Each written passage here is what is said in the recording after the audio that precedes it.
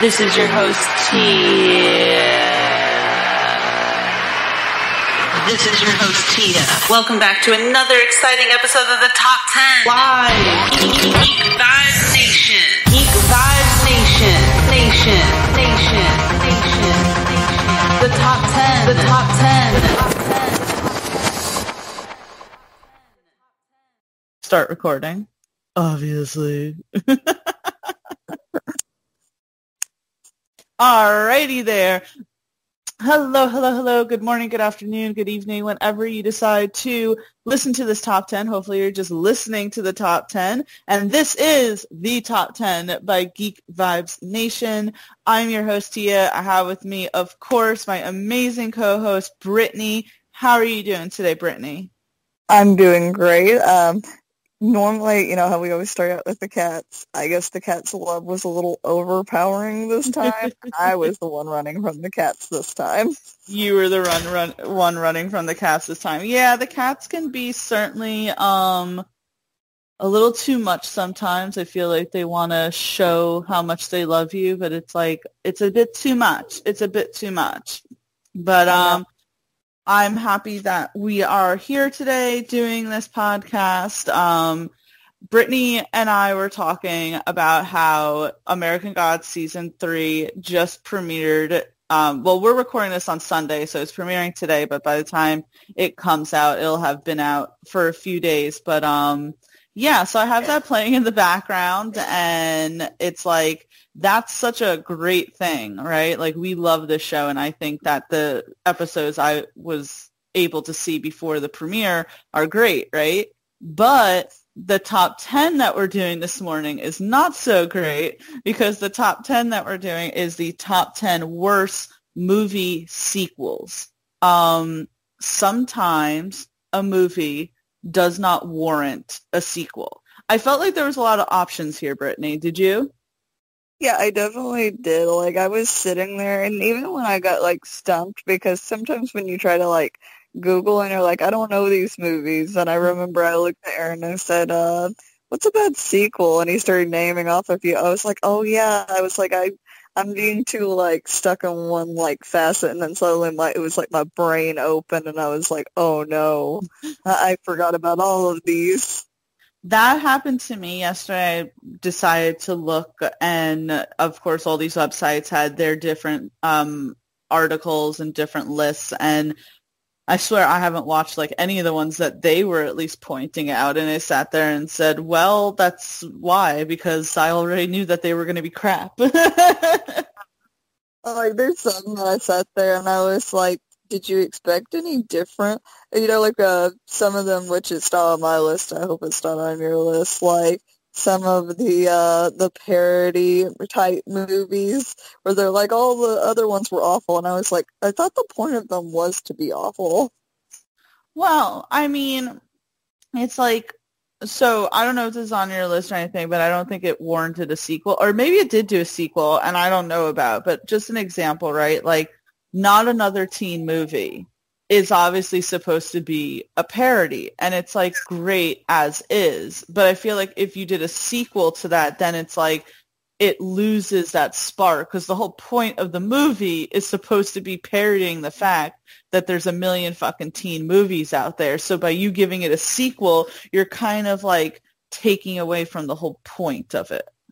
Yeah, I can see it with like a movie like that, because there is like just a set amount of tropes with that. But I think the reason why I liked like the scary movie ones was it's because they focus on like a different facet of like silly horror shit. Like, you know, like, oh, one was Scream, one was like Jigsaw, one was like Poltergeist, I think. They did all of those sort of paranormal activity sort of things eventually. Thank you. Yeah, I liked the first two scary movies, but then I thought they got really dumb. And I know that's such a, like, it's not an eloquent... Huh? I said I haven't seen the most recent ones, but I'm saying those actors are being fed off of that series, like the ones that they have in times. Well, yeah, but I'm just saying, like, and I haven't seen the recent ones really either, but, like, I saw the first two, and then I think I saw the third, and I want to say I even saw the fourth, and I just said that it got like really silly after a while. But that's just my opinion here. They're just like my guilty pleasure movies, and also I don't take that away from you. I also praise them. Like before we continue on, there's this game called Phasmophobia, right? And it's where you play as a ghost hunter, and you play with 4 people, and you go into these homes and try to identify what the ghost is. But the thing is that it can always hear you, even when like you don't have your mic, like say like pressing a button to talk to your other people. It constantly hears you, and if you and it has like vocal cues, like so if you say like the ghost's name, it'll start getting really mad or hunt you or look at you and stuff. And we played with a new guy, and I felt so bad because I felt like I was like channeling my Goofy Scary Movie, but I ended up having a voice changer mod that made me sound like Jigsaw. And at some point, the dude that was new to it and hadn't played, I was like, get out of here, like in Jigsaw voice. And he goes, you know what? You don't have to tell me again. I'm out of here. And he like actually laughed. Oh my God. I was thinking about you this morning because we watched this program from Vice about the original Game Boy system and just how it was essentially came to be and its cultural sort of impact and all that. I just thought it was like really cool. And I sit there and I think to myself, like, I feel like I would have been a gamer with games back then because I was a gamer when I was a teenager. You know what I'm saying? Like, I had the Game Boys. I loved my Nintendos. I love the PS2. I spent way too many hours playing video games. So it's like, it's not like I never was a gamer. It's like if Twitch and shit existed back then, I'd be like on my shit. I think like the kind of streamer you would be and kind of like your facet would probably be like retro games because that is kind of detailed because games are great right now because you get these really in-depth stories or the graphics or they put into this or that. But the nice thing about retro games is that they had a great story because they didn't have much to work with, so they almost had to tell like a really good story without a lot. But also everything was a little more simplified. And I don't mean that in a bad way. I mean, it's like it was very straightforward on what you could do. There wasn't like all the bells and whistles. Like you could just play the game. Because now, like, especially with streaming, if the world is too big, like say Skyrim's great to play just by yourself. But like when I'm playing, like say like streaming, I'm like, oh my God, there's too much. There's too much like noise. Like I need something that's kind of like goes in a straight path, and I think that's probably the reason you like more of those kind of games anyways. I think so too, and I think that was just kind of like the spark of it, maybe because they not necessarily were new by the time I was a teenager, but in its like creative stage. I mean, this is going to be like a hot take, but does anyone really enjoy gaming anymore? Like, or is it just something that people like do because it's something being like fed to them? I know that's like an extremely hot take and all that. And I even saying that, it's like, yes, I know. What'd you say? Said a nuclear take. No, I obviously know people enjoy gaming. My point is like, I think that people get too used to good graphics and stuff like that. I don't know. I'm just saying that to me, from my like outside perspective, I'm like gaming was just like cooler back then. Sorry.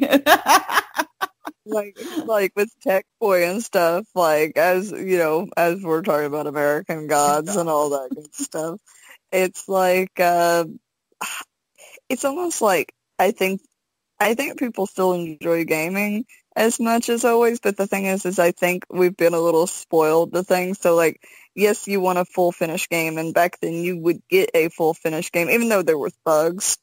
There wasn't, like, updates. There wasn't, like, as much internet connection as there was then, so it's like you had to give, like, probably a fully finished game, even if there was some bugs, but there wasn't a good way to just update these systems because the N64 couldn't connect to the internet. I don't believe the original Xbox could. Wait, maybe the original Xbox could connect to the internet. I'm not sure. But I don't think there was a lot that couldn't. There wasn't like PlayStation Store or an Xbox Store and all of these. So you had to give a fully finished game. But it does seem like now when you're buying a game, it's kind of like, oh, they kind of messed up this one little thing and now the game is worthless and I hate it. You know what I mean? Like, Well, it's titled on some aspects. Well, and another thing is, and then again, this is like another nuclear take, but when I was, say, younger, it's like you played it and you enjoyed it, and if you played with others, you got like really happy doing it, right? But you see so many times like Twitch streamers who like literally destroy their TVs or punch holes through walls or freaking, start cursing up and like throw temper tantrums and like leave and everything. And I'm like, that just doesn't look fun. Like, what's really fun about that?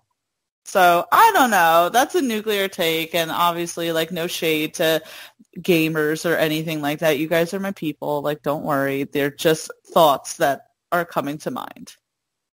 No, I feel you. I have a friend who he has a computer desk, right? And he made sure it's like solid wood. It's not like particle board does. I mean, it's like a solid, like you can't break it with your hands desk, because he gets so mad in video games he'll slam his fist down and I think he's broken a desk that way before, and so he knew he had to get like a hard desk that wouldn't break. And I had to side-eye Aaron a little bit on that one because he gets a little salty with video games. I don't know if Polly's the same way or not. No, not really. Like, the only reason why maybe he, like, gets frustrated is when the controller fucking bugs out, because for a while we were buying the bootleg controllers as opposed to, like, the real PlayStation 4 controllers. And so obviously when they come from online and they're only, like, $20 and they're made from some, like, unknown fucking company as opposed to, like, the actual PlayStation, they have bugs to them. Like a third-party controller, which by the way, like where you like fully know that it's not from PlayStation because you look and like the buttons don't look the same and all that. I was gonna say, it's the New York translation of this. He was mad tripping over that controller. He was tight. He was tight. Tia's been showing me this TikToks of like New Yorker translations for words, and now I'm enlightened. Thank you. You're welcome. You're welcome. But let's get into our actual top 10 this week. Again, we are doing the top 10 worst movie sequels. And so I thought about this, right? Like, a sequel is just like a sequel, right? So it doesn't necessarily need to be like the second in the, franchise. Like, it could be the third, it could be the fourth, whatever. Like, a sequel is a sequel. So I was thinking about that yesterday. I was like, I hope I said that correctly. But yeah, so that's my thing. Before we get into it, Brittany, really quick, of course, I always got to give a shout out to our homies over at Stranger Damies, who are the part of the main Damie network. They are a real play D&D podcast, and they stream every Wednesday. They're so awesome. I'm not the biggest fan of D&D, right? So I listen to their other podcast called They Call This a Movie, but they're three awesome guys, and they love what they do at D&D. I know it's super huge, so you can find them when you go to Twitter and Instagram at Stranger Damies. Make sure you check them out. They're part of our network as well at Geek Vibes Nation, so you can just give them some love. They're awesome people. Anthony, Dan, and Mark are just great, so make sure you check that out. And Brittany, let's get into this. What's your number 10? I was going to say, on just that little side note, the main Damie followed me while I was streaming, and I got so excited. I was like, oh my god. I was like, I love y'all. And then they were off into the wind, but it was a beautiful moment. I like fangirl. Yesterday, Dan reached out to me and was like, hey, Tia, do you on Tuesday want to be a part of our show? They Call This a Movie. We're going to talk about Wonder Woman 84. And I was like, I feel this if, like, I don't know, fucking Deadline just asked me to come work for them or something. I was like, this is amazing. I felt so like cool. So I was like, yeah. So I'm going to be part of their episode where we talk about Wonder Woman 84. And if you know anything about their show, They Call This Movie, it's a podcast where they like rip apart movies. So we're going to be ripping apart Wonder Woman 84. I love it. I still need to see that movie. But as for the number 10, do you remember the movie The Mask? Yes. Oh, are you going to do the Son of the Mask? Yes. I'm sorry if it was on your list. It wasn't. No. Go ahead. I think this is like the original Mask. Is it the? Yeah, it's The Mask. I keep saying the phrasing is odd for me, but that was really good. That was with Jim Carrey. If I'm correct on that, right? That was like in his heyday. I felt like some of his best movies came out in the 90s, and that was one of his most iconic roles was The Mask. He just has such good facial features for it. Like, I feel like even when he was wearing the mask, you could tell it was him. Mm-hmm. But for me, it's like, it came out in 1994, so I'm sure it was like my brother probably had the movie, or my parents had the movie, and I remember I was just so fascinated with it. And I remember, it's like, and you know how much I love my mama. I remember rewatching that movie a million times at her house and just being it was so funny. And then I got so excited one day because I believe Son of the Mask, I believe, came out 2005, which I was like, oh, that's the other day. And then I go, oh, yeah, that was like, 16 years ago now? Oh, my God. Really quick before you keep going with that. So Brittany knows that I have been submersed in the world of TikTok. Which I never thought I was going to ever, but I'm telling you, like, the algorithm is pretty cool once you get into it. Dom, one of our managers over at Geek 5, said something that I think the algorithm is if you watch like 3 TikToks that are within the same category, it kind of like goes into that's what you like, and it starts showing you more of those things. So I'm telling you, I have not seen any of like the dumb dances or anything on TikTok. I've been on such cool TikToks, the Norse pagan TikTok, the Native American indigenous TikTok, the freaking heavy metal TikTok, and the millennial versus Gen Zer TikTok. And on one of the TikToks that I've seen has been this guy who is like, hey, just to let you know, all these songs I'm about to play are like 20 years old. And he's playing all these like iconic songs. Like you would know all of them, just classic like pop songs. And I'm sitting there and I'm like, wow, they came out in the 90s, these songs? And then I sat there and I was like, he means in 2000 they came out. He means in 2001 they came out. Like, I had to sit there where I was like, oh, wow. I was like, I think this is wrong. These songs definitely didn't come out in the 90s. And I was like, it was one of those things where, like, it was like, what? It's like I saw a TikTok where this guy is like, it was just like a skit of him like going through the drive-through for alcohol, right? Because that's become a big thing now. I'm just being able to drive through it, and they're like, "Oh, we need to see your license." And he's like, oh, do I need to take out my wallet? And they said, no. They said, no, it's okay. I can see the one. And he was like, what? It was because the one of like the 19-something, because everyone born in 2000 is going to be is going to be able to legally drink now. I saw something like that where it's like, as of this year, like everyone who's born in the 90s is like, is legally allowed to drink. And it's like, I'm not ready for that type of information.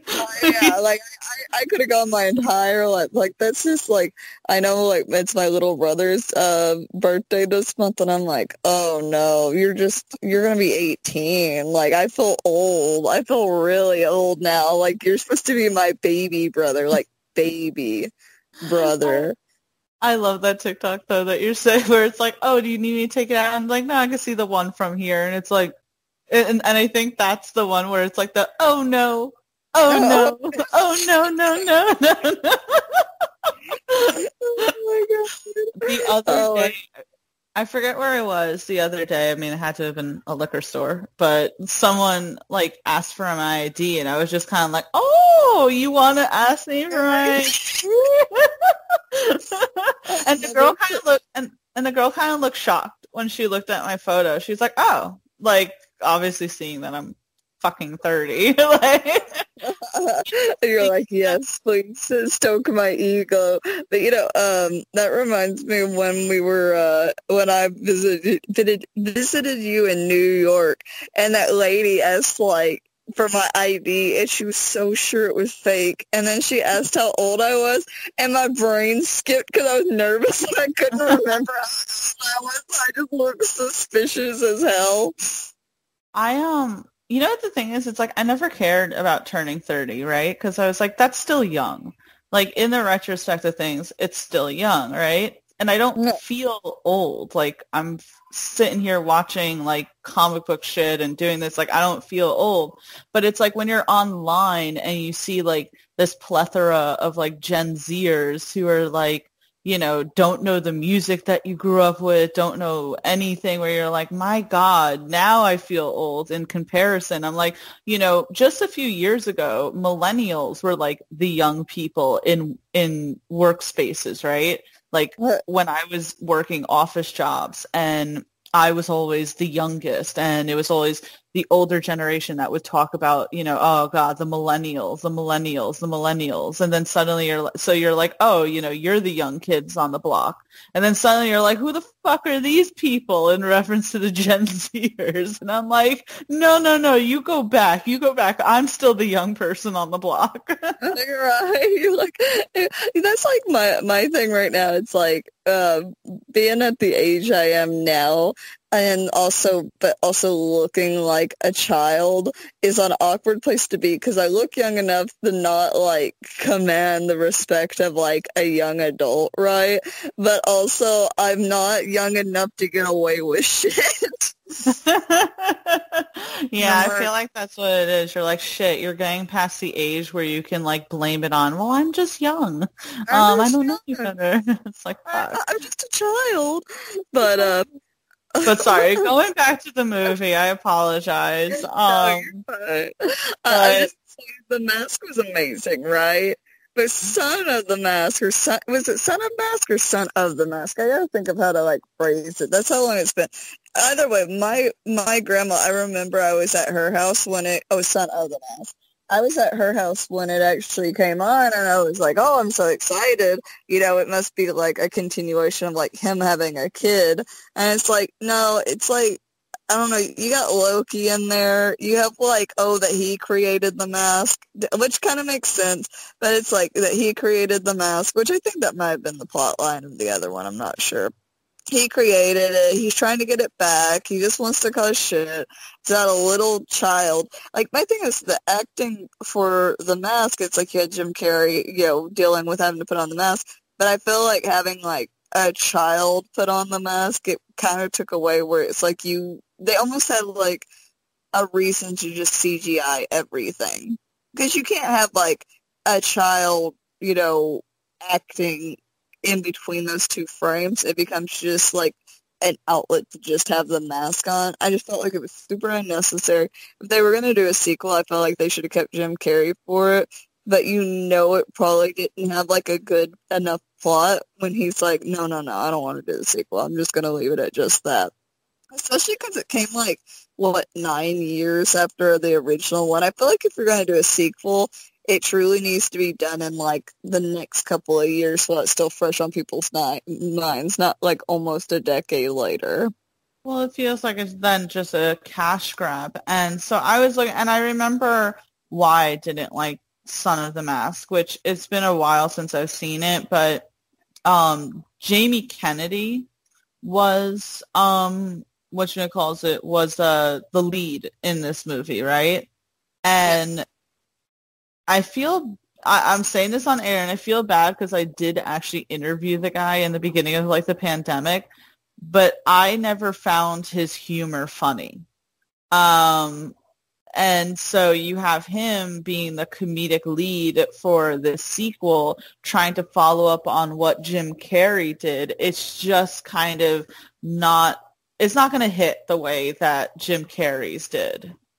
Yeah, their type of humor is, not the same at all. And I think I think when you have a comedian that's probably more of a vocal comedian, when you have Jim Carrey, that it's like a true full body actor. Mm-hmm. There was an actor back in the early 1900s that was known for his antics on screen because he would use his body to get laughs, and he would be bruised and broken from throwing his body around, really getting into things that hard. And I feel like Jim Carrey's that kind of actor. While there's only so much that just humor can get you, having the face for it. That's Chris Farley. Chris Farley was very much a physical comedian. I mean, he threw himself into things. I don't know if you've seen his clips on SNL, but he fully face planted himself onto tables and everything. I mean, that was his thing. He put himself fully into that. And I think it's probably more shocking for us as a viewer because we go, man, that's going to hurt. Oh, he's real. It's more believable. But I think for having an actor that is, and I don't think I've heard a lot of his stuff, and it's been a long time since I've seen the, Son of the Mask. I just knew that I was man, this is an awful sequel. Because now I want to rewatch The Mask, by the way. I got to find where I can stream that. I like how now it's not where I can rent it, where I can do this, where can I stream that? See, this is another reason why us 90 kids are the best, because we remember Blockbuster. Man, I'm telling you, whenever I go to, whenever we were camping or going to the lake house, there's a little video rental shop that's still open, and it makes me so happy. Well, I want to go. That'd be fun. Speaking of, that's featured in American Gods Season 3. They actually have a rental shop, so really cool. But that makes me happy. Let's move on. That's a great way to start this list, truly, because that was a pretty bad fucking sequel. But the sequel that I'm going to do, I'm going to say that I don't think it's I didn't hate this sequel, but I think it was unnecessary and really disappointing in conjunction to the first movie and the series that preceded it. And it's going to be the second Sex and the City movie. Now, Brittany knows, and I'm sure Brittany knows, and I'm sure I've said this on the podcast as well. I love Sex and the City. I think it was a great show. I can eat that shit up. I feel so much of it is fucking true. Everything that you see, you're yep, as a woman, you watch it and you're every single thing you can somehow relate to. Even if it's, say, didn't happen directly to you, it's happened to someone that you know, a friend of yours. I just feel I loved it. It had 6 seasons. I literally own the DVD to every season. I can I can tell you it's been a while now, but in my heyday I could tell you if you told me a scene, I tell you what season that fucking thing was in. I loved it. And I loved the first movie. First movie, was just a perfect little complement to the season. It showed us what happened after the season ended. It, just really felt it felt like such a great continuation of the story. And it felt like a really great period to the story of the whole Sex and the City. I thought they should have ended it there. We have a great 6 seasons. We have this movie to tell you kind of where everything's at, and that's it. And then they came out with the second one, and it really just felt as if it just the expression, it jumped the ship or jumped the shark or something. That's how I felt it was, because it felt like it went back on so many things, right? So, to give you a few points here that I didn't like. For drama's sake. I'll give you a few points of what I didn't like about the movie, right? So, in the actual Sex and the City, it takes place of the 4 women, but the main character is obviously Carrie. And the whole entire show, she has this on-again, off-again relationship with Mr. Big, which finally at the end of the series, she gets together with Mr. Big. And then the first movie takes place 5 years later, with them having been together for those 5 years. They're going to get married. Mr. Big kind of has cold feet because he's always been like a non-committal type. And then, you know, you have the drama of the first movie, but then they get back together, they get married, and like that's it, you know? Yeah. And so then in the second movie, you have where like they're together still, Mr. Big and Carrie. And it's in this movie that Carrie is like having the existential crisis because they're both like older, right? I think at this point, maybe Carrie's like in her 50s and Mr. Big was always a little older than her, I think by like 10 years or so. And, you know, they decided not to have children, which is great. Like, you know how much I support that. But it's like Mr. Big at this point is like older and he's like, you know, we've been together, like we can have, you know, days where we stay in. But Carrie is like, what do you mean we're not going to go out to dinner? You know, like all of a sudden she's like getting this like stir crazy feeling where she feels like her and Mr. Big are boring. And it's like, but it's like, Carrie, this is what you wanted, like, your whole life. Like, the whole show with you and Mr. Big, you always wanted where he would actually commit to you and actually, you know, do this and stuff. And now he's finally committing to you. And now suddenly you're like, oh, we're too boring, right? So you have that, which I didn't like. Then you have Charlotte and Harry, which Charlotte also has. I know I'm trying to like really give like the short reasons why I dislike this, you know? But in the show, like Charlotte was always like, whereas everyone else is like really pragmatic and kind of pessimist and blah, blah, blah. Like Charlotte was always the one who's like, I want to get married. I want to have a family. Like, I want to get married. I want to have a family. Like, she got married super quick to her first husband, Trey, because she was like, you know, I want to get married. I want to have kids. And like that fucking relationship fell apart like nobody's business. And then she gets with Harry, who's like the complete opposite of the type of man who she would ever be with, but he makes her so happy, and she even like, you know, converts to Judaism for him, and like Harry's like the best guy, right? Like Harry is one of the guys in the show, like him and Steve, I felt like were just like top notch, the best, right? So then in the second movie, it's like him and Charlotte have children after trying for so many years, and Charlotte not being able to have children, blah, blah, blah. And they're together, and then suddenly Charlotte's like, I think Harry might be cheating on me. And it's like, what? Where did this come from? You know, and the whole thing came from that they have a babysitter who wears a shirt and she doesn't wear a bra, so her like nipples are always showing. You know, but it's okay because at the end of the movie she's gay, so you know, nothing to worry about. You know, it's just so like flip it. But this is my number one thing that I disliked about the movie. In the movie, Samantha, who has always been like a PR person and very successful, she gets invited to go to Dubai by someone in business, right? So the four of them go to Dubai, and it's like kind of a fucking clusterfuck, right? Because Samantha is, you know, whatchamacallit? What is it? She's going through like menopause, and she's like a cancer survivor, and so she has like all this medication, but it got lost in the airport, so it's like her the whole movie like stressful. That's like not like fun stress. That's like, oh, I hope this person doesn't die kind of stress. Yeah, you know, so it's like her dealing with that the entire time, whatever, and then this and that, you know, blah, blah. But then, okay, this is the most unreal. I swear I'm getting to like the fucking point, right? To me, this is the most unrealistic thing. So some background for you, Brittany. At some point, like, if you ask most Sex and the City fans, they love Carrie and Mr. Big, but they'll also tell you that her most perfect relationship was with her and Aiden, because Aiden was just great. She was with Aiden for like a whole season or two in the middle of the series, and Aiden was like so the opposite of Mr. Big.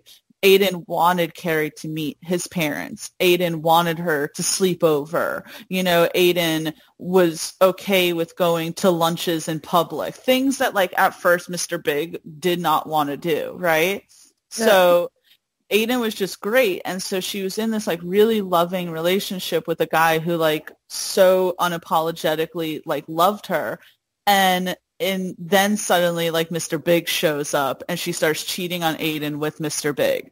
And yeah, and so that eventually comes to light for Aiden. They break up. They have like a brief moment where they get back together. It doesn't like work because Aiden like proposes and like Carrie has like a fucking shit attack over it. But anyway, so mind you, this is the whole thing. And then so we do know at some point at the end of the series, she runs into Aiden again. At this point, Aiden is married and has kids. All right. So that's where we're at. In this, I swear I'm getting to this. In the second movie, when Sex and the City comes up, Tia's gonna be like a hot second. Because there's so much background, I can't just tell you what happened. I have to give you all this background. So in the second movie, mind you, they're in Dubai, right? On the opposite end of the world. They're in like a market. And all of a sudden, Carrie turns around and there's Aiden. Magically. Across stalking her. Across like the fucking world. He's magically in Dubai for some bullshit reason and yada yada. Long story short, they end up having dinner and Carrie ends up feeling like super, like, oh, this is so exciting again, blah, blah, blah. And like they end up making out and all that. But then Carrie feels really bad. And then I forget if like Aiden says something, but you kind of have a feeling that like Aiden was kind of doing it on purpose because it's like even after all these years where it's like, hey, remember you cheated on me with Mr. Big? Now you're with Mr. Big and I'm going to have you cheat on him with me. Like I felt like that's what it was. It was just so dumb. It really was like... Well, the character himself isn't probably known for being malicious like that. No, like Aiden was like the great guy. Like again, you ask any Sex and the City fan, and they'll tell you, realistically, Carrie should have been with Aiden over Mr. Big. But that begs the question: was he still married to his wife and with the kids? Yes. Yeah. That doesn't even make sense. Like, oh, I'm going to get revenge by cheating on my wife with you so that you're cheating on your husband. That doesn't make sense. It doesn't make sense. So there was so much about it that didn't make sense. I disliked it. And there were times where it felt like really campy because they tried to make like, light of a lot of things. Like, I'll tell you that they tried to, like, it's something that in today's day I feel like wouldn't fly. So you, like, have these 4 women, right? And they're in Dubai. And there's moments where, they deal with, like, some issues where, say, like, Samantha's wearing shorts in public. And she's being told, like, hey, maybe you shouldn't wear that in public in this country, right? And she's being very defiant against it. And they're like trying to make like a joke about it. And it doesn't work because it comes off like culturally insensitive. That's what I'm trying to get at. Yeah, no, I get you. But it's like, I think it's like, it comes off more disrespectful than actually like, making a statement. Because even though it's like, applying Western ideals to a place that is not, America. Right. Yeah, and like there's one scene where they're pretty much being harassed by men in the market, and this one woman who is wearing, I believe, and this is just me not knowing, but I believe she's wearing, say, a burqa, and she like gets the 4 women and gets them to go into this like underground hiding place with all these other women who are either wearing hijabs or they're wearing burqas, and them like revealing that underneath that they're wearing like Gucci and Prada and all that. And I think it was like meant to be like this empowering moment, but it came off like super disingenuous and super like, I hate to throw this word around, but like white savior type of thing. Like, oh, look at these, like, like also like capitalism. Like, you're not saying like on that thing. I'm just like, where they're like, oh, hey, look, that doesn't make sense. It comes off as trying to like make a political statement inside of a movie that does not. That has no business to have like political statements in it. Well, so this is the word I'm looking at. It looks very consumerist to be like, oh, but see, they're good because they're wearing Gucci. And it's like, well, it's kind of like, oh, look, what? you know, these four like Western women are looking down on these women who are wearing hijabs and burqas, but it's okay because underneath what they're wearing, they're actually wearing like couture and everything. So I don't know. I disliked all of that. I didn't like it at all, really. And I felt like it was a really disappointing sequel to an amazing franchise. Yeah, because at that point, why do you need to have all the other stuff in there? Because I felt like it was like, not like a Hollywood take on politics. At that point, it's just more like Valley Girl, you know, meets somewhere else that isn't America. And I get like And the being white like judging a show. little, you know? Yes. So I like how they like, yes, all those other issues are bad, especially you take a character that's not known for being a certain way and then having him like almost smug, and it's like, oh yeah, but also he's still married and has kids with someone that he apparently super loves, right? But then, like, to me, I think that's my biggest issue in it is like trying to make a political statement in a movie like that. It does seem very disingenuous. It's not very, I don't know, it seems like it felt like very what's it like, oh, what's it called when like you want to look good just to have like a good face but you don't mean it? I guess it would just be disingenuous. I guess that's just the word. Yeah. And I'll say one last thing before we move on, because I know I've spent like a shit ton of time on this, but like I hated what they did with Carrie, with the whole thing with Aiden, and then I hated how they tried to allude to the fact that like Harry was cheating on Charlotte, which it's like Harry would never do that. And I also felt like they were throwing like way too much cheating in that movie, and it's like they try like, to give you an example, in the first movie, right?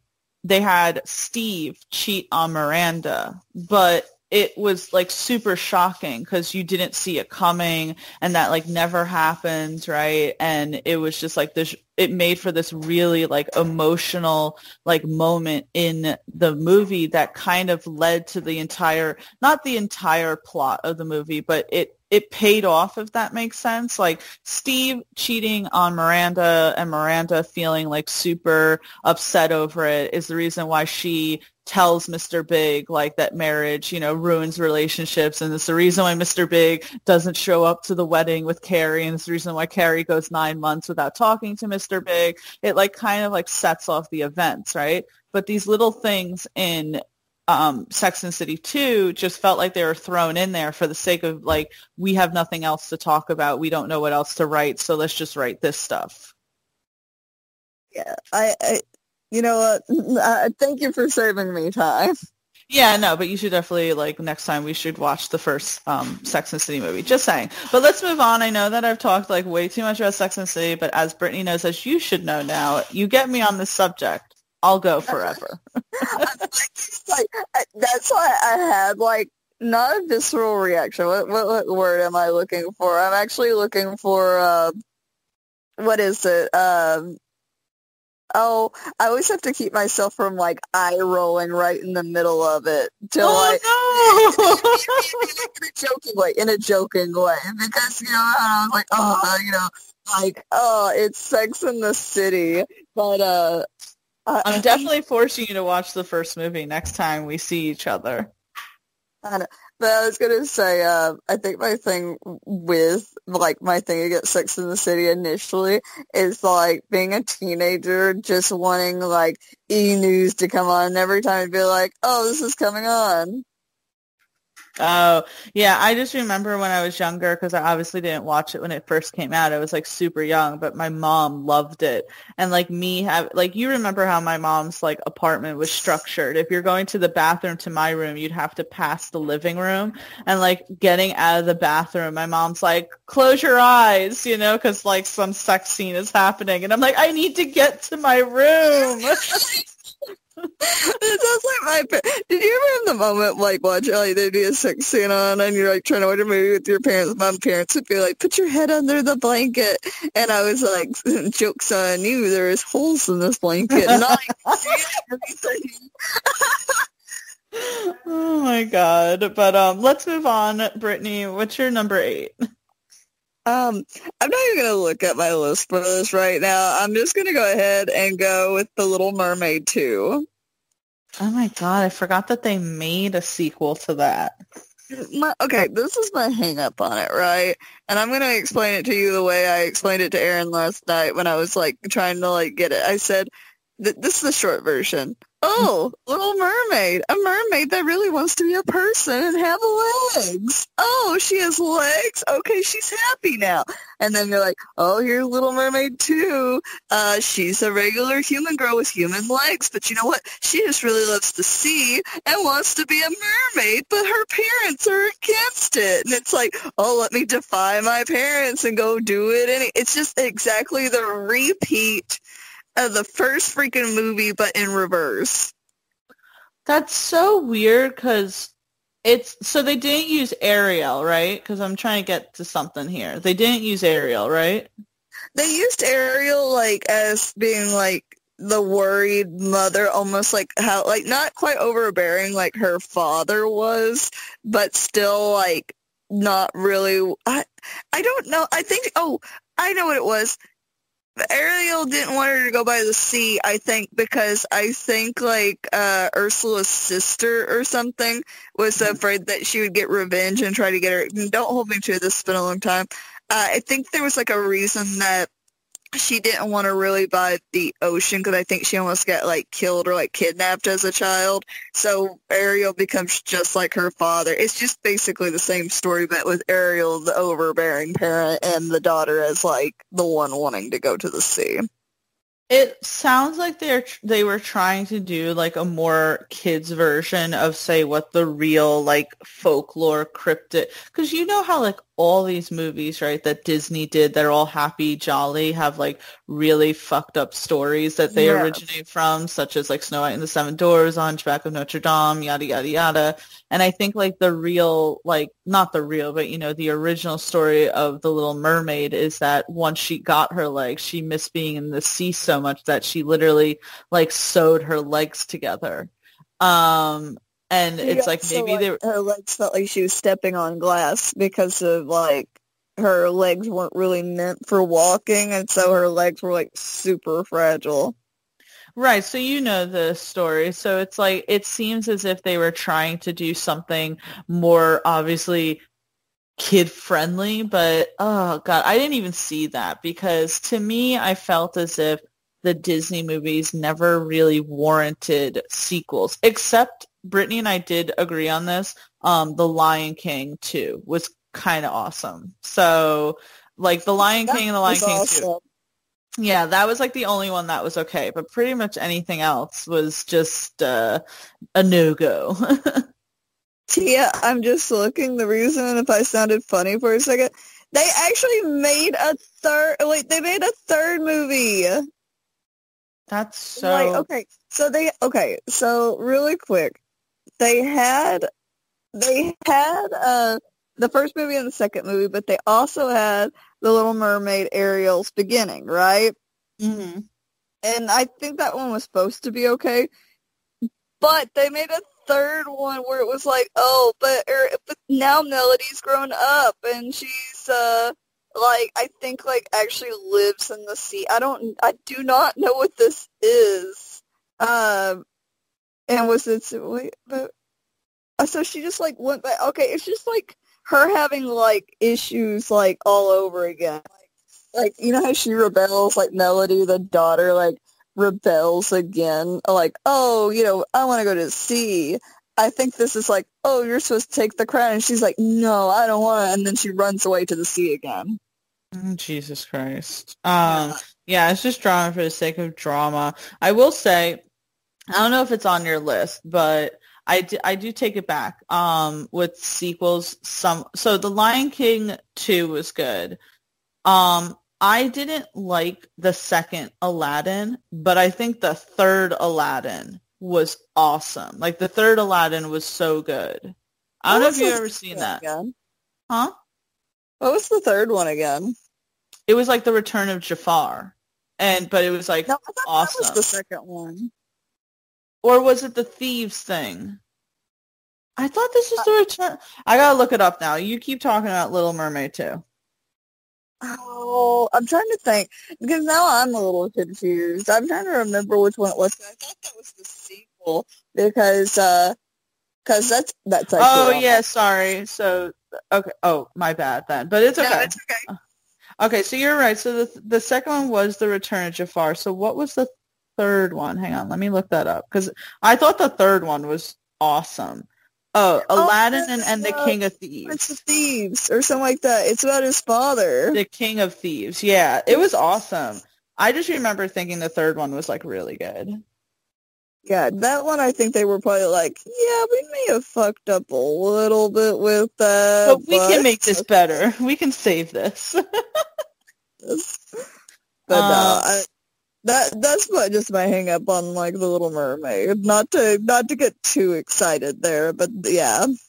no, I agree. I didn't even watch the second Little Mermaid because first of all, I didn't like The Little Mermaid that much. Well, okay, let me say this. Not that I didn't like it, but on my ranking of, say, Disney movies when I was a kid, I didn't gravitate to that one as much as I did, say, Lion King, Mulan, Hunchback of Notre Dame, Pocahontas. Like, to me, those were my favorite Disney cartoon movies. So I didn't go to The Little Mermaid as much as, say, other people did. I know. I've got to say, I think I was just really obsessed with Aladdin. I think for like the Little Mermaid, I think it stressed me out as a kid, like her losing her voice and Yeah. like, oh no, you got to get this prince to fall in love with you, or you're gonna like, I don't know, die something. I don't know. I also just, I think, thought that it was super cheesy, Oh, okay, so she wants to go explore the land world, and she does all this, like, it's like such a young girl thing where it's like, I'm gonna sign my soul away for a boy. And I'm I, like, I and I think even then I was just like, really, all for a guy? Like, really? Is this a message we really, it's like, I try not to get on, like, my soapbox a lot with that kind of thing, but I do kind of feel that way where I'm like, okay, that may not be the greatest, like, message for, the kid. Because Ariel's 16 in that movie, by the way. Yeah, so it's not, say, particularly the best message, and it's like, catering to kids who are super impressionable. I don't know. And it's not like I thought that deeply when I was a kid, right? So I think it just really went to, I just didn't like the story as much. I didn't like the songs as much. As I said, I liked other movies a lot better than it. So yeah, you know, you No, know, I uh, agree. I'm picking up what you're putting down. you pick up what I'm putting down. But yeah, so awesome. I'm going to get the next one. I was making sure what the name of it was. So I thought this was super disappointing. Again, I don't think it's, say, like the worst. I really none of these movies, I feel like, oh, there's one movie, but none of these movies except for, say, one was I like, oh, that's freaking trash, right? But I Yeah. felt like more so disappointing because I love the franchise so much. So it's Jurassic World 2 Fallen Kingdom, the one that came out in 2018. I don't know if you've Oh, seen oh, this. oh, I didn't see that one. I didn't see that one. That still was Chris Pratt, right? Yeah. So, I love the Jurassic Park franchise. I grew up on that, and it honestly, like, I had this love for dinosaurs. I loved learning about them. I loved reading books on them. I've done school projects on them. I just love I love Jurassic Park 1. 2 is okay. I actually really love Jurassic Park 3, which, like, not everyone really likes, but I thought it was Is that awesome. the one with the dinosaur egg? Like where they're like, "Oh my God, you took the egg." Yes. Yes. Yeah, I like that one too. But I remember my parents going, "That sucked," and I was like, "What are you talking about?"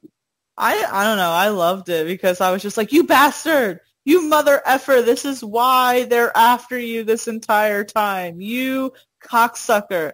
I just Yeah, really like. I just really liked it because they're stuck on like this island. They get this guy's help, from the original movie, and they're like, what do you mean you don't know this island? It's like, you wrote a whole book about it. And he was like, that was the other island, not this island. And I don't know why I like that. Like, maybe it's kind of bad writing, but I just thought it was funny as shit. It was like, you dumbasses. I love that. I still love that actor, but also he played the biggest dick in Peaky Blinders. Yes, It's the same guy, right? Yeah, It was the same guy, which is... I hear your judgment in your voice. No, I'm saying, like, it was so trippy to see him as such a douchebag in Peaky Blinders, because it's like, he was like the lead. He was like the heroic lead in the Jurassic Park movies, and that's what I knew him as. And I was like, oh, man. You die a hero or live long enough to see yourself become the villain? That's the channel right now. Holy shit. So I mean, I like the third one. I also just love the idea of when people, this is so weird, but I love abandoned shit. So I love looking at pictures of abandoned buildings. I don't know why. It's so weird. That's why we love Walking Dead. But I love in the third one where they're exploring all the abandoned labs and everything with all I just thought that was so cool. Anyway, so love Jurassic Park. So when they said that they were coming out with Jurassic World, the first one, right, with Chris Pratt and Dallas Bryce Howard, I believe her name is. But whatchamacallit said, I loved that first Jurassic World. I thought it was the perfect blend of nostalgia, but also a new era of the Jurassic, franchise, right? I mean, I thought Chris Pratt was an amazing lead. I loved the whole thing with the Velociraptors. Vincent D'Onofrio was a great villain. I thought it was really great. Again, going to the theaters and seeing Jurassic World felt as if you were in the Jurassic Park franchise. It felt so great seeing them touch upon all these things from the first movie, but then again, making it its own. So when they were coming out with Jurassic World Fallen Kingdom, I was excited to see it, and it was very disappointing. I just felt like it couldn't live up to what the first one was. I mean, first of all, you had Chris Pratt, and you know how in the first Jurassic World, Chris Pratt and Dallas Bryce Howard's character were getting a romantic relationship. Well, in Fallen Kingdom, they broke up, but now, conveniently they got to work each other. Yeah, now they conveniently have to work together again because there's I forget fully what happened, but there's this purge of the dinosaurs on the island. Oh yeah, because they left the island after the event of the first movie, but now they're trying to get some of the dinosaurs to transport them off the island. But then the other dinosaurs get smoke grenaded, killed or something. And then they added these three young annoying characters, that are the fucking the human epitome of when you see cartoons that are running around in circles and bumping into each other, like that. And then the whole thing was that the whole the bad the villainous part, which I forget who really the actual villain was, but the main bad thing was that they were taking all these dinosaurs to auction them because there's countries that want to use them in war. That.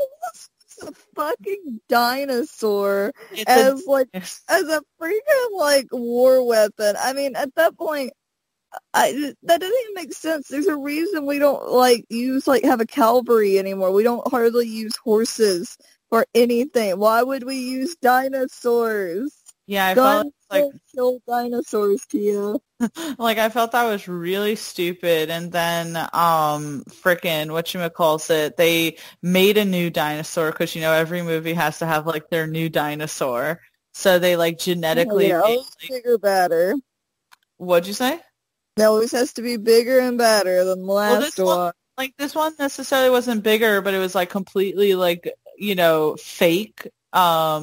and it was supposed to be like a deadly weapon or something. So you had that like dumb shit. And then on top of it, they introduced this like little girl in the movie, which they never were super clear about it, but I got the like impression that they were trying to say that she was also genetically made and that she may have dinosaur DNA in her, which I didn't fucking understand that at all. It got super weird and like super sci-fi-ish, which I know it's like, it's, you know, a franchise about dinosaurs, but, you know, that's a little far. That's a little far. And then, you don't mind if I spoil, like, the ending, right? Because I thought No, the ending go was ahead. really... Yeah, you're good. You're good. So at the end, like, obviously they beat the bad guy. They save, like, you know, these dinosaurs from being auctioned. And then they have, like, all these, like, dinosaurs that are, like, locked up, but not just, like, say, the carnivores, like the, you know, herbivores as well. And they're, like, Chris Pratt and Dallas Bryce. I keep, like, getting... I love her. She's, like, a fantastic actress. And she actually has directed, like, a shit ton of Mandalorian episodes. But it's like, goddamn, 3 names. It's hard. But over the hill incident. The what? It wasn't her character the one that wouldn't take off her heels, like, for that one scene, and that's why we go, yeah, why is she running in her heels? And it's like, because she refused to take them off for that scene. Yeah, it was like, girl, you're running from a T-Rex right now. Like, I would take them off. Please take off your heels. Please take off your fucking 5-inch stilettos. But... like a little cute little heel at the end. They were like actually like they were high heels, like something I would twist my ankle on, like if I even walked 5 feet with them. So at the very end, I guess like the government's coming in. I fully forget what happened, but like the adults in this situation, I'll say, are trying to decide what to do. Like, let's just leave, you know, like we can't save these dinosaurs. We have to save ourselves, blah, blah, blah. And at the very end, the fucking dumb child fucking presses the button that lets loose of all the dinosaurs into the free world. So now you have all these dinosaurs that are just roaming free in the world and shit. And all those things that people wanted to make fucking war weapons out of. He was like, you know what? I'm going to release this onto an unsuspecting population. Well, the kid was like, you know, no one should, because this kid was the kid that was like genetically spliced and had been pretty much like kept in a room her whole life. So she's like, no, nothing should be in a cage, and like presses the button. I'm like,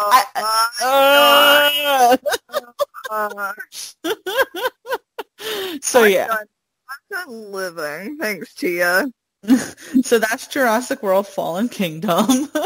Oh my god. Like it gets dumber the more like you say it out loud. Like when you watch it, you're trying, especially me when I was in the theater, trying to convince yourself that it wasn't that bad. But then now when you're trying to explain the plot of it and you're like, wow, that's dumb. You're like, wow, I'm lying to myself. That's kind of how like if they would have had like a separate sci-fi movie about like, you know, a genetically engineered from like, you know, an ancient species and it, you know, going badly, I can dig that's like Splice, right? But when you have like when you have a movie about like, oh, dinosaurs, which by the way, there's a VR game that's like a Jurassic World game, and I feel like I may need that in my life, but it seems very scary, and I am a wuss, Tia. If you haven't known me very long. So, yeah. But I just feel like that's the whole point of Jurassic World and that series is more, it's like, yeah, it's scary, but at least it made sense. Yeah, it's like, all right, you have these dinosaurs, right, in modern day, which is pretty far-fetched, but they did it in a way that made a lot of sense because the movie really, to me, sometimes wasn't even about the dinosaurs. It was like how far human beings are going to go in order to try to like manipulate science. Like remember in the first Jurassic Park, that's like the classic Jeff Goldblum line where he says, you know, humans humans try and be God and dinosaurs wipe out humans, you know, pretty much something like that. I'm butchering the line, but like that's a classic line. So it's like I feel like that more so was what it was about, and they tried their hardest to really talk about the science of it. Because if you remember, the first Jurassic Park movie came out in 1994, so we had the knowledge we had then. Since then, we found out that dinosaurs probably had more feathers and looked even more bird-like than we thought they did. So when the first Jurassic World came out, it's like, oh, but we're so used to like the classic look of their Jurassic Park dinosaurs. What are they going to do? Well, what do they say in the first Jurassic World? They explain that the reason why their dinosaurs look different than what real dinosaurs would look like is because they splice them with reptile DNA. Good. Boom. Like, plausible explanation. It's, like, easier to birth them and stuff. And like, I think another thing is, did you know that even today we don't actually know what the color of the dinosaurs were? We just make it up to whatever sounds the best because, you know, dinosaurs don't exist at all. They're like fossilized, right? So you're assuming they're like darkish, you know what I mean? Like T-Rex is more like a reptile skinned creature. Well, yeah, I actually remember, it's so funny, I remember reading a book like that when I was a kid where it's like we guesstimate what their color must have been like based on the terrain that they were in, but for all we know, they could have been like pink or blue. Tia. What'd you say? I call the pink dinosaur when they take over. That's gonna be what they say my mount. It's gonna be my mount, Tia. That's gonna be a mount, but yeah, so I was super disappointed with Jurassic World: The Fallen Kingdom just because this is a great franchise and I was so excited for it to come back. I mean, Jesus Christ, Brittany, you want to talk about like games, right? I used to love going to Nathan's or Dave and Buster's and playing the Jurassic Park game. I don't know if you ever played that in an arcade, but they literally had... Yeah, where you'd like sit in it and like the curtains are drawn and you're all scared because you have to like shoot at the dinosaurs. The curtains that you know haven't been cleaned in forever and you wonder sometimes about if soul hands have touched it. And what people are actually doing in that behind the curtains and if they're actually playing a video game. Some kind of joystick in there, Tia. Oh, God. But that game was scary because there'd always be these, like, velociraptors running towards you. You're like, there's too many. And then, like, you'd get to T-Rex and you'd be like, no! Man, that's good times. You just, like, took me on a trip back to the past, Tia. I'm, like, a nostalgic fucking queen, all right? I'm all about that 90s shit. Only 90s kids will remember. But let's move on. I feel like you had to remember if I was a 90s kid or not. I know you are. I know you are. You're still in the older 90s kid bracket. You're not.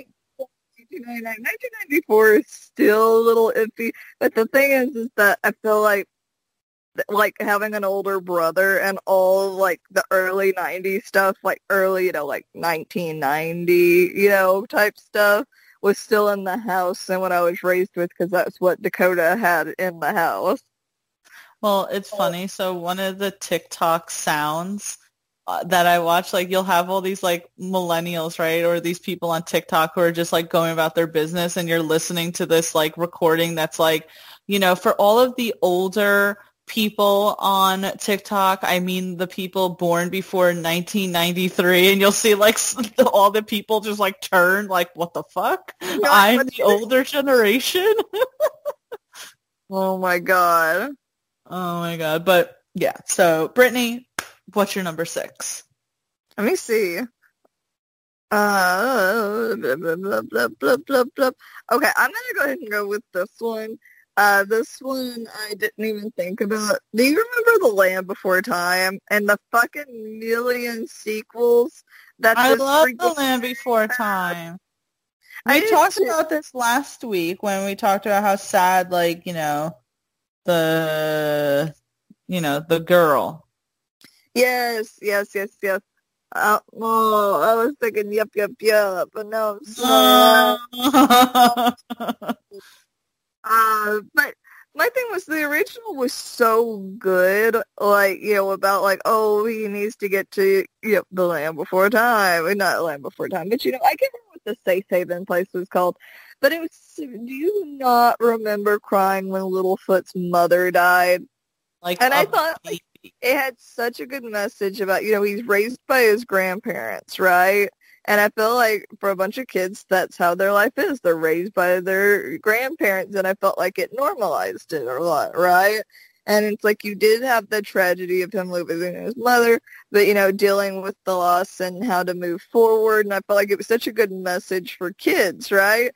But I just felt like after a while, it's just a cash grab. And I remember when I was little, I watched a shit ton of the sequels, right? Yeah, Like, so but if you like say one, I can't pick out like which one was which because yeah, there's so exactly. many. I cannot remember. And so, I think, by the way, does Ducky get her brother, I think, in a sequel? I think that was maybe like the second one. Maybe the second one wasn't very bad. But just after a while, they just started getting a little convoluted. You know what I mean? Like there wasn't much rhyme or reason to what they were doing.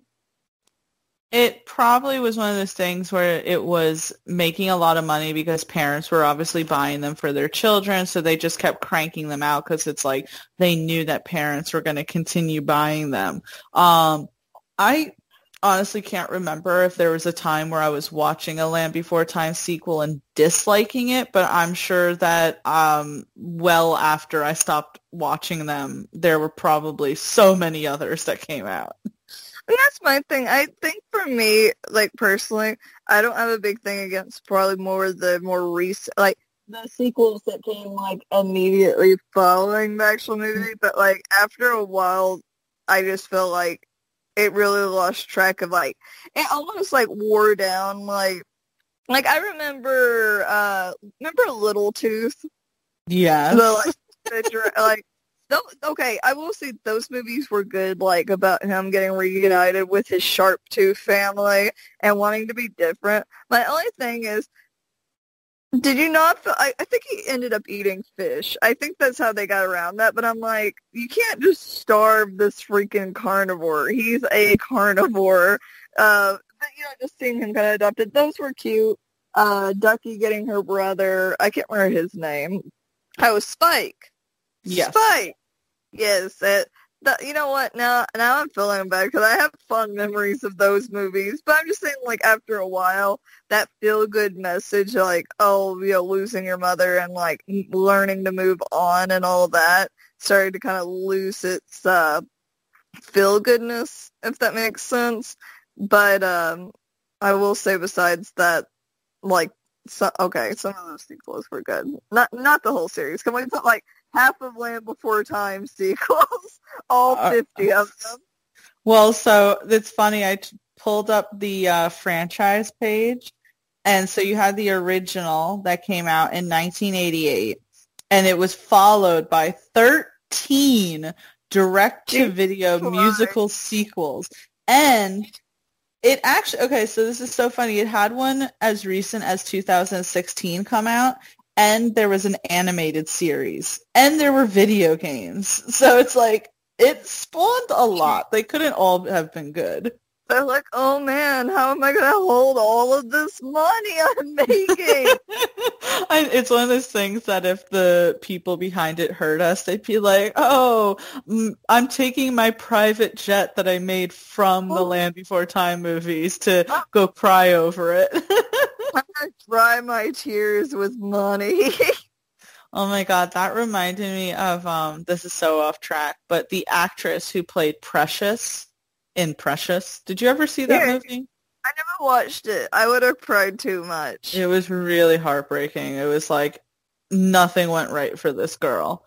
But, they all gave like really great performances, like her, Monique, even Mariah Carey for her small part.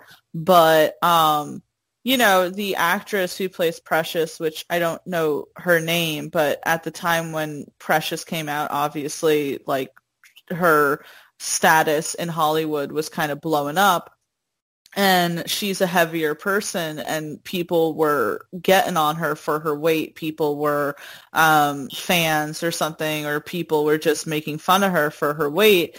And I think she had a quote that said, like, oh, wow, I'm drying my tears with all my millions as I take my private jet to, like, fucking Hawaii, and I just thought that was so funny. That's kind of money I desire. What we call fuck you money. Fuck you. Oh my God. I can't wait for the day I have fuck you money. Like, I know. I don't know. But I'm trying to think of who else was like that. By the way, that reminds me, concern trolling is like more of a newer term that I'm becoming like familiar with, and it makes sense. Like people that pretend they care, like just to like feel like, I'm a longtime fan, but you really should be doing this, and it's like, no, you're kind of a dick. You kind of probably aren't as sincere as you're acting. You're concern trolling. Yeah, I feel like there's probably examples of that when it comes to Lizzo or Adele. I mean, I feel like anytime you have an artist who is a little bit on the heavier side, those type of trolls always come, right? I understand what you mean, like that's a good one, the concern trolls, where they're like, I just feel for you, blah, blah, blah. And it's like, shut the fuck up. My thing is, it's like, with that kind of money and everything, if they had a desire to be any different than they were, they would do something about it. And since they don't, that means that they're perfectly fine being themselves. But I will say, like, in the object of, like, Chris Farley having, like, I think what happened with Chris Farley is that a lot of the reasons for his drug addiction was feeling bad about himself physically, but he felt like if he lost the weight that people wouldn't think he was funny anymore. Like, he felt trapped at that point. And that could just be how somebody else looked into it, and then I read it and I'm taking it for fact, so take that with a grain. But for him, he had a lot of like body issues, but felt like he couldn't lose the weight because that was so much of his comedy, was being the big guy. Like, oh, big guy in a little suit, you know what I mean? Well, I think that was the thing. I mean, I don't know, because like Chris Farley was kind of before my time, even though like he passed away while I was still alive. I just think like his humor.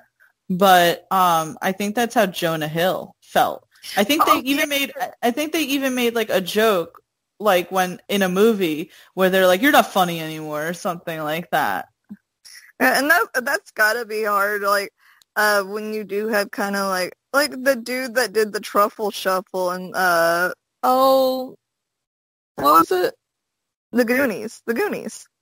Yeah, I know who you're talking about. Yeah, I do think it's hard when you get typecasted like that. So like in those situations, I understand where maybe they wouldn't drop the weight, but I do think like for people that say are singers, like Adele got a lot of shit for her weight, and it's like she seems perfectly happy with herself, but if they ever wanted to lose the weight, people would be just as supportive for them. Well, see, but it's so crazy because like Adele, right?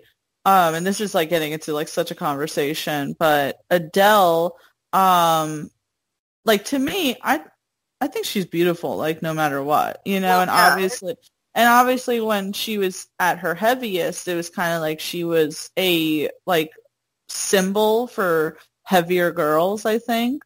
And then she lost the weight, and I think she looks great as well. But you get these people who are like kind of angry if you're like, oh my God, Adele looks so great, congratulations. And they're like, oh, how dare you say it? Like, we need to get rid of this type of conversation. It's like, losing weight is not easy. Like, it's not at all. So when you say like, congratulations, you're not like really sitting there going like, oh, now you look valid. Now you look pretty. Like, no, that's not at all. It's like, congratulations on your journey, because like as someone myself who is heavier, losing weight is a fucking bitch. So, like, congratulations that you were able to do it. And because she has the money, I'm sure she had help as well. But that's like, apparently people got on Lizzo for saying that she wants to be a little healthier, and like she was on stream sipping like a smoothie, and apparently she got like hate for it. And I'm like, what? What? It's like into like like stan culture and everything with that. It's like people get, it's kind of like we were watching an anime, right? And this dude was like obsessed with like the king, but he wasn't obsessed with the king himself. He's obsessed with the idea of the king. you know, and it's like you worship that ideal and not truly the person themselves. You know what I mean? No, exactly. And I think like maybe some people find it, as you said, as if they're, say, betraying them. But I don't see, again, I speak from this as a heavier person, right? It's great when you see someone who looks flawless and, you know, is accepting of themselves and owning themselves and having confidence when they're bigger, because that does help you, because there is a lot of fat shaming and there is a lot of people thinking that if you, like, a lot of people who correlate beauty with being skinny. So it's like, it's great when you have someone like Adele or someone like Lizzo to like show that that is not true. But when they lose weight, we should also be happy for them, because that, again, is not something that you just wake up one day and go, I'm going to lose some weight and then lose that weight in a day. Like, that's a journey. Yeah. No, I agree. I think it's just that you should be happy for people being the way they want to be, because if they're becoming that person, because it's like, it's the same way that if someone, you know, like, okay, like on, I'm trying to remember, I think from like the other end of the spectrum, you know, being so like, when I was like extremely underweight, like as a kid, and being like, I think like 60, 70 pounds in like the ninth, 10th grade, you know. I was I was 60 pounds in the 6th grade, 70 pounds 7th grade, and then I just kind of stuck around 70, 80 for the longest time, and I didn't hit 90 until I graduated. And I remember how badly I wanted to gain weight because I knew how sickly I looked, and I felt bad about myself. But then you have people going, why would you want to gain weight? You know, people want to lose weight, so why would you want to gain weight? And feeling like you're kind of stuck in that way. It's like from the opposite end. It's like you do get the pressures from people where it's like, oh, you're supposed to want to be skinny. And it's like, no, I just want to be healthy. Well, and I think the only time I ever gave you shit was just like kind of teasing you, and you'd be like, I'm so fat now at like 100 pounds. And I'm like, shut the fuck up. You've never made me feel that way at all. But I'm just you saying, know that like, I support like how you are, like, in getting healthier. For those who are listening, like, I am significantly heavier than Brittany. And so I only teased her when she got to like 100 pounds, and she'd be like, I'm fat. And I'm like, shut up. like, I know, but like, my thing is, like, I don't want you to feel like you've ever bothered me with that. I'm just saying mostly, like, when I was in school. Because being over 100 pounds now, I feel good now. But I'm just saying, like, when I wanted to make that change as, like, a kid, and people being like, no. Or, or people being like, oh, I can't wait until you get fat when you're older. And I'm like, geez, like, can you just, like, let me be, like, a person? Yeah, there's so much.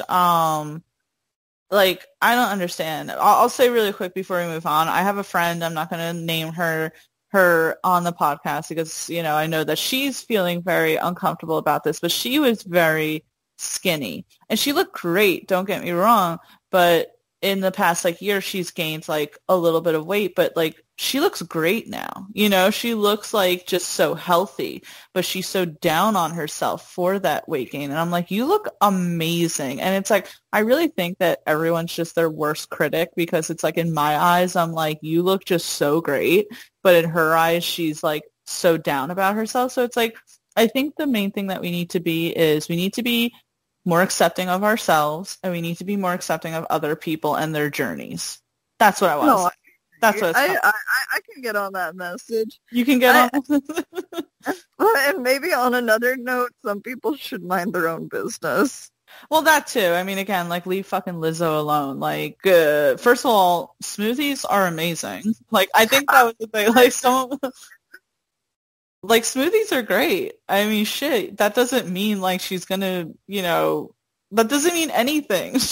Like, smoothies are amazing. Like, what are you talking about? I don't know. I want a smoothie. I keep talking about how I want, like, to... Yeah.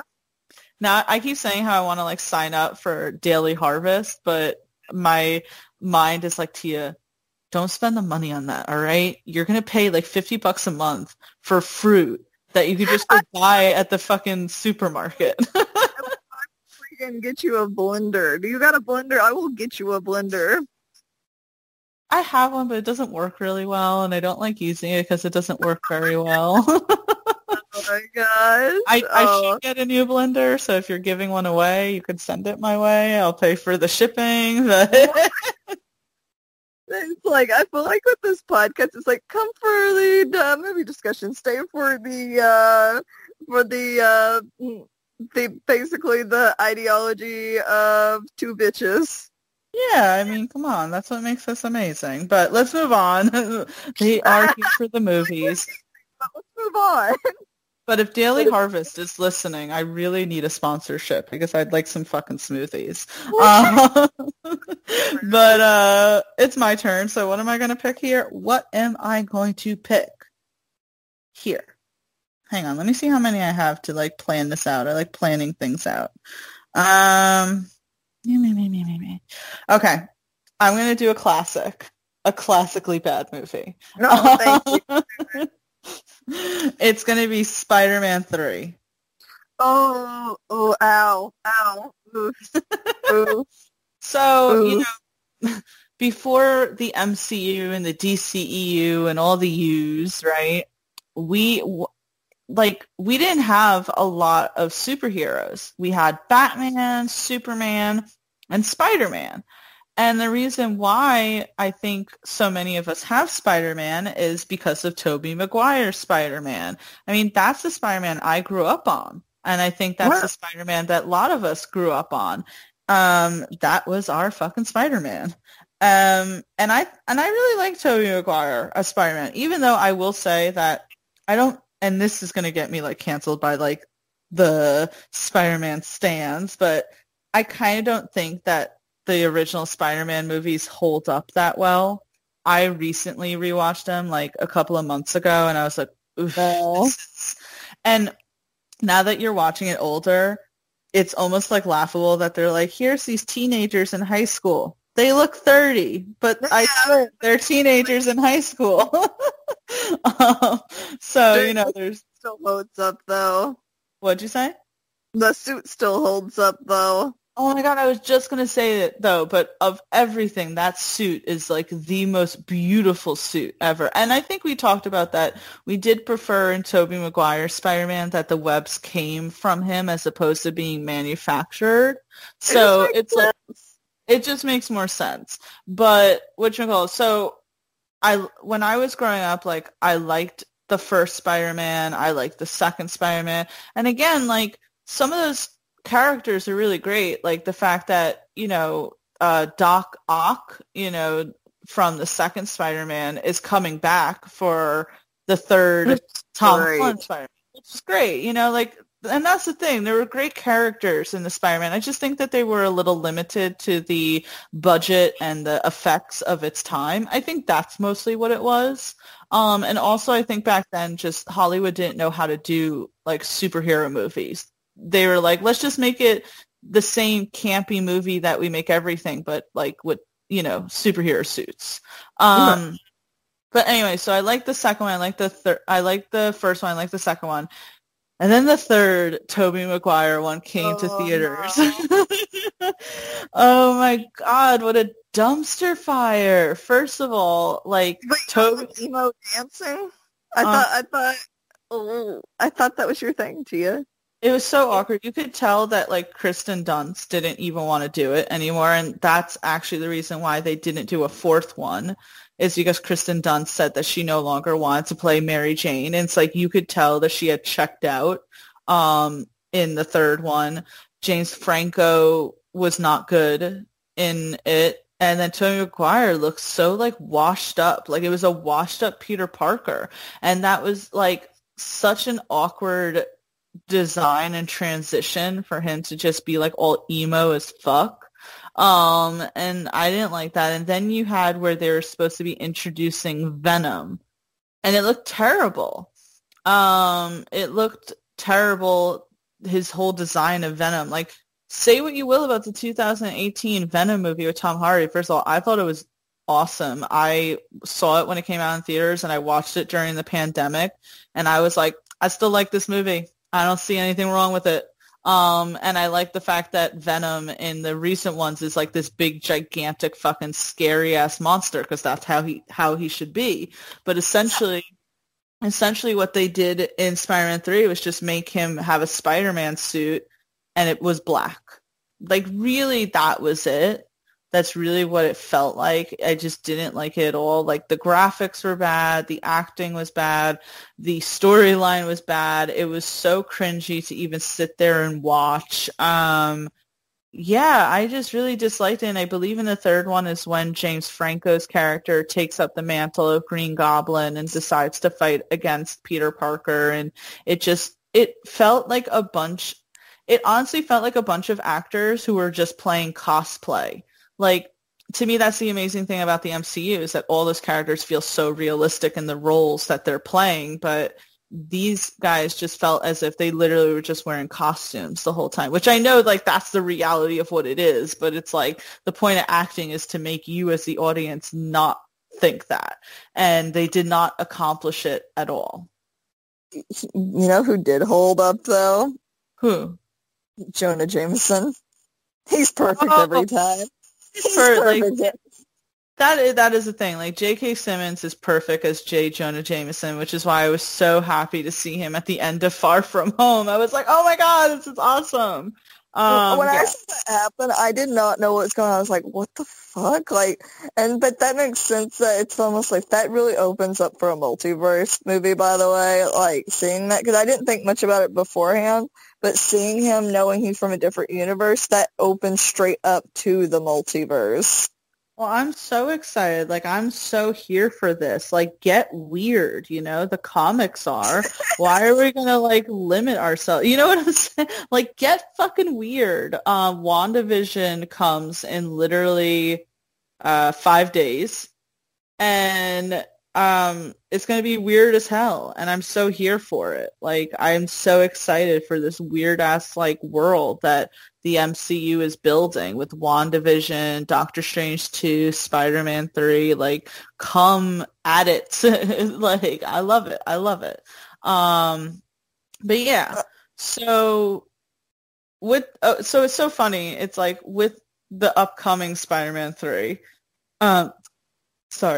it's like we're going to have all these characters from previous universes come in. And I think it's going to be really awesome. But the original Spider-Man 3 with Tobey Maguire was not awesome. And I heard these like rumors not too long ago, because I didn't know this because, the internet wasn't as prevalent back then as it is now. But someone had told me that Sam Raimi, who is the director of the original trilogy, like got into a fight pretty much with Sony because they wanted him to go in a different direction and he didn't want to go in that direction. And so he pretty much made Spider-Man 3 as like a fuck you to Sony. But I'm like, that's a lot of money for like a fuck you movie. That's what I heard. Who knows how true that is? But can I tell you something that's so funny? Yes, tell me. There are people out there who are such Spider-Man stans. And then there are people who are such Sam Raimi fans. Like, you think Zack Snyder has a cult. Like, Sam Raimi kind of has a cult as well. What's Sam Raimi done? He's done a lot of, like, horror movies, actually. Okay. But he did the original trilogy, like, all the Tobey Maguire movies, right? And so you'll have these people online who absolutely love what Sam Raimi did with Tobey Maguire, and they hate Tom Holland's Spider-Man because they're like, it's not Sam Raimi's vision. And, John Watts, who is the director of the Tom Holland ones, right? They'll be like, oh, John Watts can't do what Sam Raimi does. And then you'll have some people who are like, oh, this is why Sam Raimi's was better than the MCU. Fuck the MCU. Like, Sam Raimi is so above that type of childish shit. Like, just the typical, like, bullshit you hear about people who don't like the MCU. Well... Yeah. It was announced, like, during the summer last year, I forget when, that Sam Raimi is directing Doctor Strange 2. So I'm like, Sam Raimi must have saw the dollar signs for MCU and was like, oh, shit, I want to be in this. And I was like, I just kind of thought that was, like, so funny for like the stans who sat there and say like, oh, Sam Raimi would never do anything like the MCU. And I'm like, he's gonna direct the second Doctor Strange. Right. I feel like I'm excited. I'm excited for the whole thing. I'm excited for WandaVision. I don't know if I can say this on air, but give you my Disney Plus login. Makes me think of like when people like, have you ever seen like in movies like when a drug deal goes down and they like take each other's hands, like, oh, what's up, man, and they like switch the drugs in between. That was like you basically yelling, hey, yo, what's up, dude, I got drugs, you wanna take it out of my hand? Yeah, exactly. But I'm excited for us to watch WandaVision. Like, it comes out on the 15th, and it's going to premiere with 2 episodes as opposed to 1. So that's going to be exciting again. We're finally going to have Marvel content again. I was excited for, what's his name? Is it B.D. Davis on Twitter? Yes. And he said, he was like, I just spoke to Wanda. And I was like, oh, you bastard. It's so... He's like getting around. He's busy. He's so busy, but good for him, man. Like, that's what I aspire to be. So, what'd you say? I said he's hustling. He's hustling, but I'm so pumped. Like, just, I'm excited for the whole story with WandaVision, you know, seeing, which, you know, someone pointed out that it's actually, like, really sad because obviously the commercials are, like, really fun and wonky and funny, you know, and blah, blah, blah, but, like, the whole thing is like poor Wanda just having like a mental break and envisioning a world where her and like Vision are together. Sad. It's really sad, and I'm like, oh, poor Wanda. Like that's all gonna be taken from her. What'd you say? That's a poor baby. That's sad. I know. I'm still excited to watch it though. But so yeah, so Spider-Man 3 is my number 5. Brittany, what's your number 4? I'm gonna go with the Transformers series. Okay. No, this is how we became friends, by the way, was through Transformers. And I remember, by the way, I have to let you know, I had never in my point, besides when we took the photo op photos, right, have never been so excited for anything so much in my life that I've almost passed out. That's why I still feel bad for annoying the shit out of you when we're doing the photo op. I was like, I'm helping, and you're like, you're not helping. But you know, when I very first was like in the movie theater, I do not remember what we were watching, and I sat there and I saw the Transformer thing, and I was like, oh my god! Like as soon as the thing showed, like I think they were on the moon, and it was like some kind of symbol or something, and it happened. I remember I was like sick. And by the way, my mom hated how much I loved Transformers at first, because I think it's like I was going through an awkward phase anyways, and she's like, oh no, she's about to be alienated more, you know, like protective mom shit, right? Yeah, mm-hmm. She already knew. And I remember like I was looking at her like, oh my god, I'm so excited about it, but if I talk about it, she's gonna like chew my butt. And I remember like mom knew how excited about it. I wish she let me go on about for like an hour. You know how my mama is. She was like, I just think she knew how much I was about to explode. And, you know, the first movie, it was all right. You know, for me, I would have, they could have shit on a plate, and I would have been like, gee, thank you. This is amazing. You know, I'm just excited for Transformers. I was a kid. I think I was, like, probably in junior high when it came out. And I was just like, I'm going to throw up. Because, you know, you had Ratchet, you had Ironhide, you know, you have the greats in it, right? But I after that point where the initial excitement, I was like, yeah, plot. I mean, did you take a kid that had, like, read deeply the multiple wars of, like, Cybertron and, like, the war between Autobots and Decepticons and, you know, like, you know, even down to, like, what is the, but not international greeting. No, I can't think of it. The universal greeting of Ba Weep, Grana Weep, Nini Bong. Like, you know how much I love Transformers. And just, like, watching them, like, pull shit out that didn't make sense, like Revenge of the Fallen, or, all these things. I did enjoy Lockdown coming in. I thought Lockdown's accent was cool, and seeing him as the bounty hunter, because that was definitely something not very touched upon in a lot of, like, the animated series. But it was just, I don't know. It was just, it was as much of a train wreck as the fucking explosions that Michael Bay throws in at random points, and trying to throw in human love interests that we don't care about. Michael Bay just seems as if he didn't know at all what Transformers was about, because it literally at some point became just explosions. But I remember seeing the first Transformers, and I don't think it blew me away necessarily, but I thought it was cool, right? Because it's like, oh my God, you're seeing like the Transformers, in live action, pretty much. And I thought that was cool. But I want to say that, oh my God, where am I going with this? Oh, watching Transformers Prime is what really like got me into Transformers. I was like, you can make them look cool as hell. You can give them such a great personality, such a great lore. It focuses primarily on the actual fucking Transformers. And then I read the comics where it's all, the Transformers, no humans. And it's like, this was so great. And then to see that I think it wasn't, I don't think it was the second Transformers. I think it was the third Transformers movie I saw, right? And literally I could not tell apart one Decepticon. Like, I didn't even know who Megatron was at one point. I was like, oh, that's who he is? Like, because they made them all look the same, like all these silver robots, and it's like, that's not how it is in a cartoon. That's not how it is in the movies. Like, each one has its own distinct look, and you didn't get any of that in the actual movie. I mean, even like the Decepticons were the worst of all, because you really couldn't tell them. All look the same, but the Autobots too.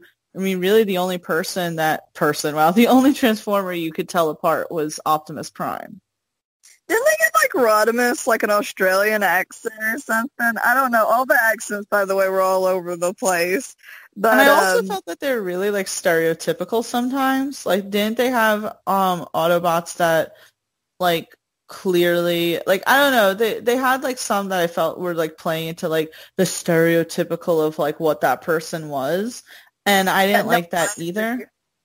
Well, I was going to say, too, like, the reason me and Pia love Transformers, by the way, is because I wasn't it like I was writing, I think, fan fiction with someone else, and you really liked the story, and you messaged me, and then we just started writing together, and that's how me and Tia became friends. That is how Brittany and I became friends. Paulie introduced me to Transformers Prime, and we loved watching. And this was before Paulie and I lived together, right? So I would go over to Paulie's apartment. We would, like, to us, watching Transformers Prime was as if watching one big movie. I mean, we just sat down and just continued to watch, and it was such this amazing story. And so, of course, once we were done with it, I'm like, I want more. And I went online, searched on fan fiction, saw Brittany's stories, which were really well done, and messaged her. And as they say, the rest is history. Which she is a way better writer, and she stuck with it way more than I have. I'm lazy as shit, if you can't tell. Stop.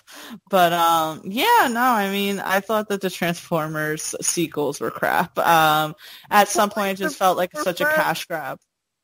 I didn't mean to interrupt. Polly's the reason we're friends. Oh no. Yeah. Exactly. If it weren't for Paulie showing me Transformers Prime, you and I would have never been friends.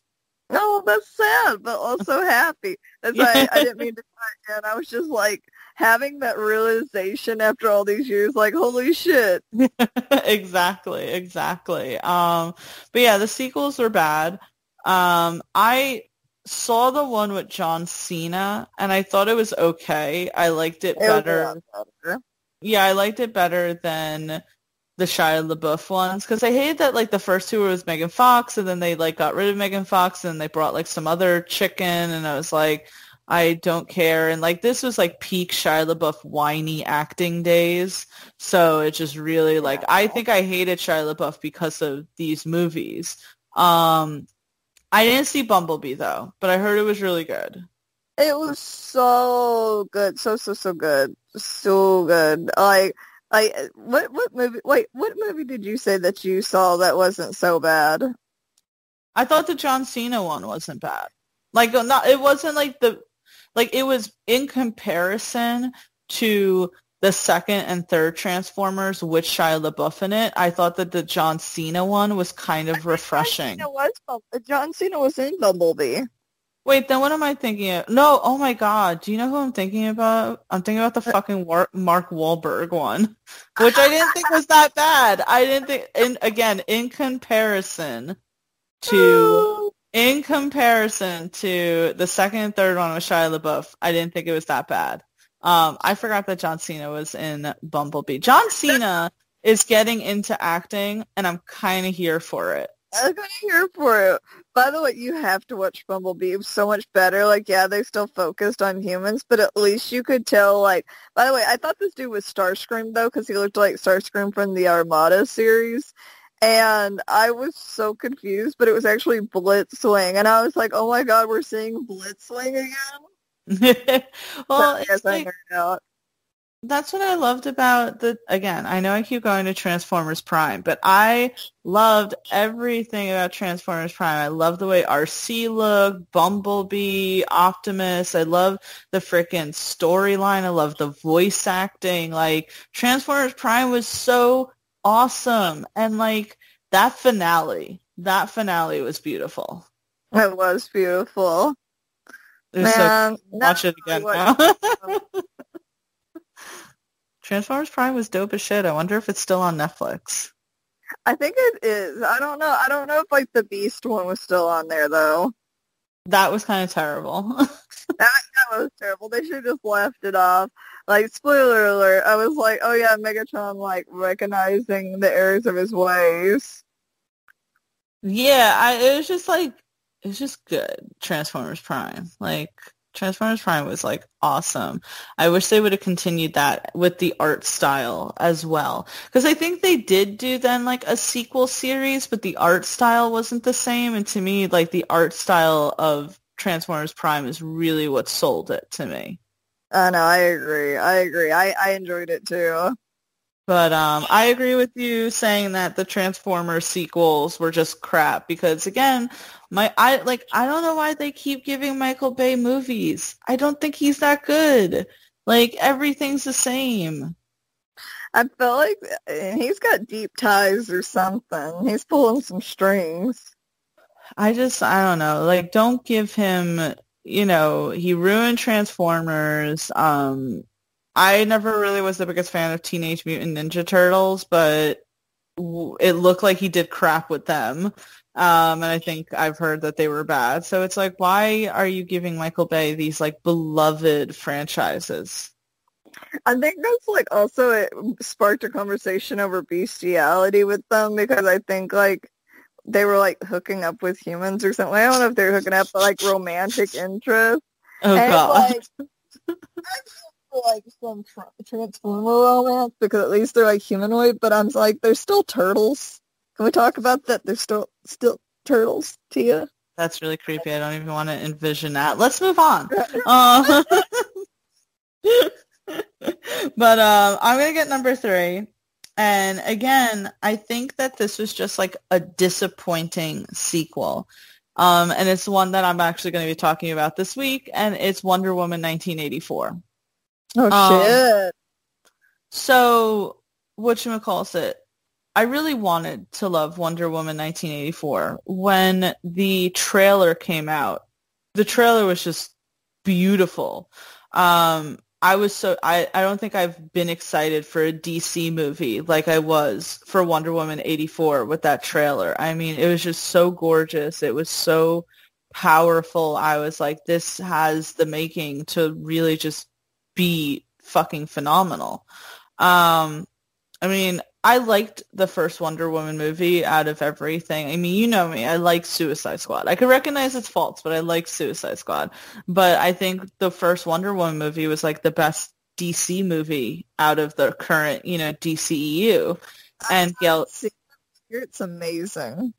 yeah, I mean, Gal Gadot is great in it. It's this just wonderful story of this powerful Amazonian visiting, as they call the land of man, for the first time during like World War II, essentially. And it's great. It is a really good movie. And I always thought that like Gal Gadot's Wonder Woman was the best thing out of, say, Batman versus Superman, the Justice League. Like, she always stood out.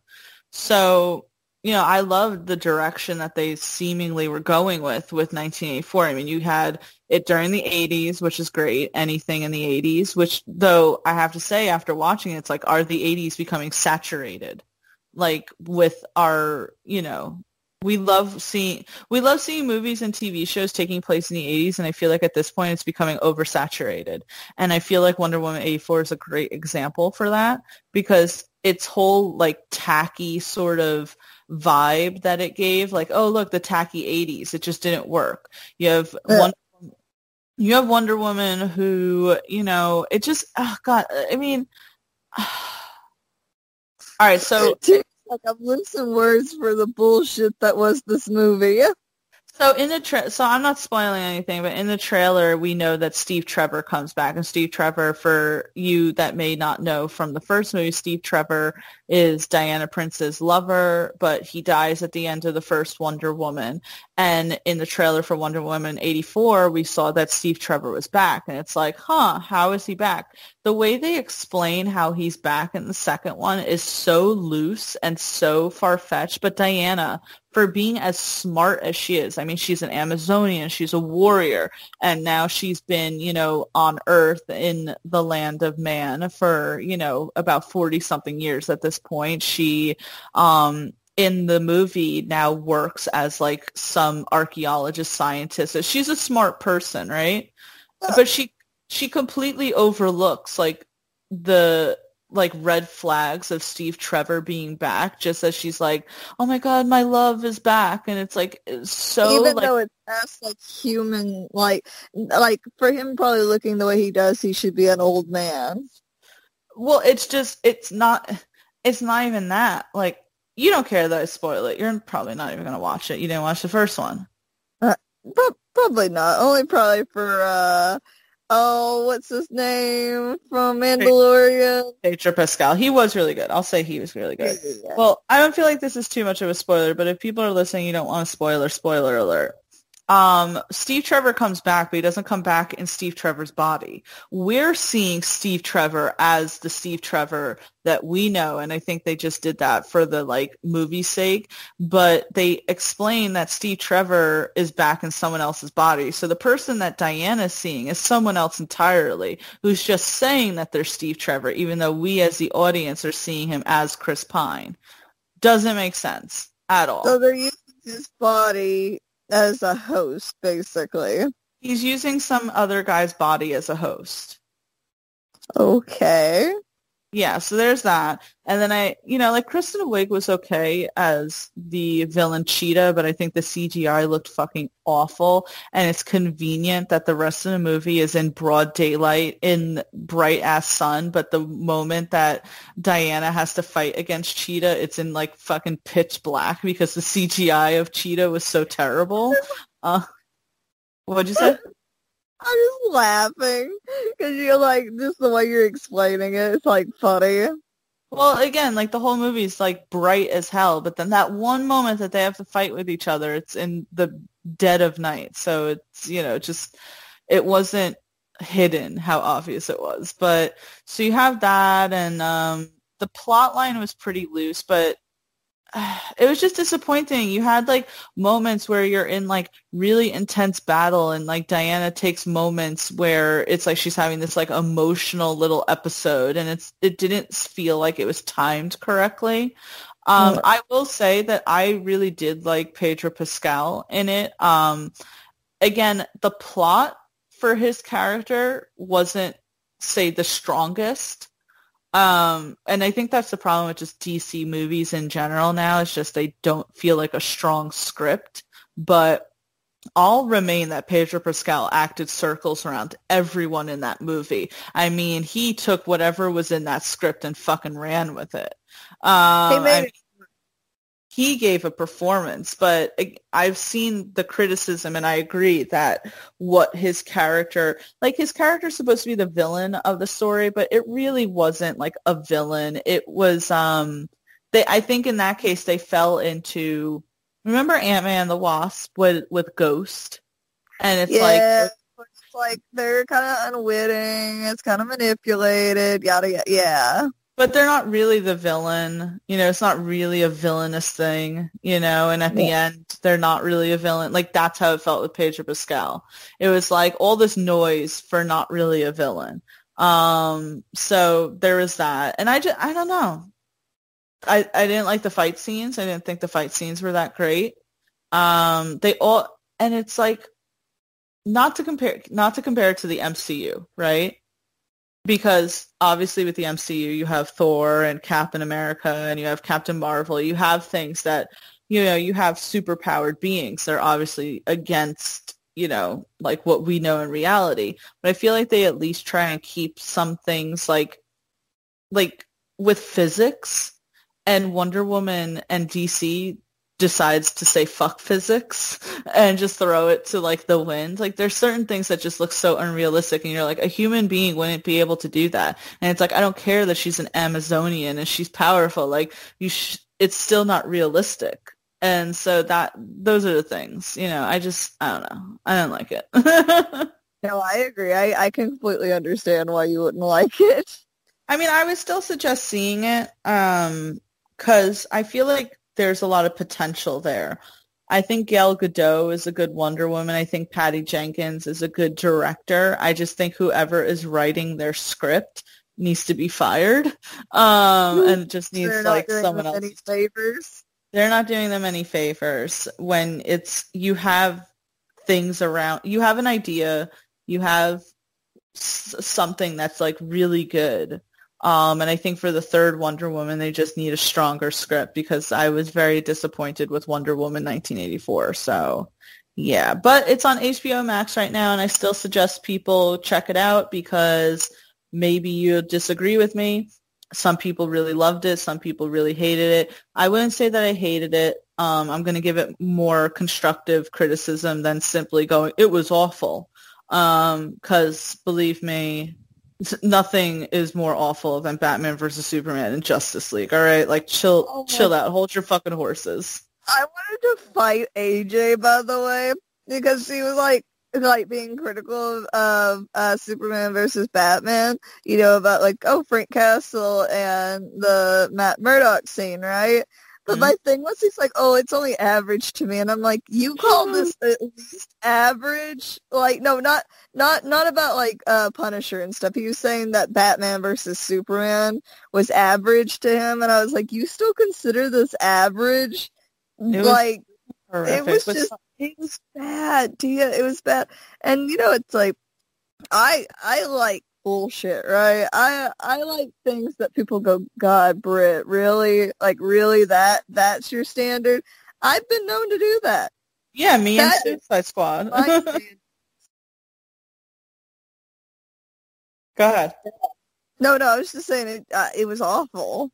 It was so bad. It was so bad. And you have people that, like, think it was a masterpiece. And I'm like, if these movies were such masterpieces, why does Zack Snyder keep having to, like, promise that there's another cut out there? Or why does he have to release another cut? Because they had Batman versus Superman. Apparently there's a director's cut of fucking Batman versus Superman. And I'm like, get it right the first time, bro. Like, why will come back to refilm it if you had so much stuff? Oh, you know me. I will continue to say, everyone's like, see, we told you the Snyder Cut existed. I'm like, no, it doesn't. Because before, Zack Snyder said that it was done. He would even show clips like of pictures of film reels and say that it was done. It was there. It's just ready for release. And as soon as Warner Brothers is like, okay, you can release it. He's like, yeah, but I'm going to need like $30 million more and ask all of the actors to come back to film more scenes. And, you know, I'm going to need the FX people to come in and like do more work and shit like that. I'm like, so it's not done. You had some scenes filmed, which is how the filming process goes. I don't think people realize this. There's always going to be deleted scenes. That's just what it is. So you just have a bunch of deleted scenes, and now you have to film more scenes. Your film was not done. There is no Snyder cut right now. It's just you filming another fucking movie. I know, and it's like, I hate being critical because I do know that people really love those movies. For me, I feel like we're not seeing the same movie. You know what I mean? We're not seeing the same movie. I watch it and I'm like, we are not watching this through the same pair of eyes. I don't mean to be critical. It's just that I think that, like, they're so unrealistic, like, with things, you know? That's my one thing, is that it's just not being real. I don't know. I don't fucking know. But, Brittany, let's get down to our bottom two. What's your number two here? Oh, sorry, I got caught off guard. I had a kitten step on my face. I wasn't expecting it. It was Whiskey, the kitten that likes to sleep on top of my face when I'm sleeping and bite my cheeks. Aww. Yeah, so I have my number one, but is it gonna bother you? I'm trying to make sure it's not your number one. Starts with an M? No. Okay. I'm going to go with Mulan 2. Oh, yeah. I was going to put this, but then I realized I never saw it, and it's like, should I even go into it? No, it's like, okay, so, you know, we have the original Mulan, which is all about, like, oh, you know, her overcoming, you know, gender stereotypes, her father, all these things, right? Mm-hmm. It was amazing. We still sing "I'll Make a Man Out of You," and as Tia said, she always cries at the end of Mulan every single time. Like it's just that good. But the second one was so lackluster. Like, do you ever see, like, Mulan was so beautifully animated, right? Like, just so fluid, like. And this was in a time where, like, they weren't, you know, doing the CGI stuff or, like, the 3D shading. It was still hand-drawn, right? Yeah. At least I believe it was. But you could tell with Mulan 2, they were lazy. Tia, they were lazy. Like, even, like, the colors are, like, weirdly muted. Like, not exactly the way it should be, you know. Everything's a little, it looked like when people go, we have Mulan, Mom, I want Mulan. We have Mulan at home. The Mulan at home was Mulan 2. It was that. But, you know, it's the story about, like, oh, they're supposed to be getting married. By the way, I can't remember Mulan's love interest name off the top of my head. Isn't it Shang? Something Shang. like that? I'm going to look it up. I don't know why. I remember Mulan's name and Mushu and the cricket and, you know, all that.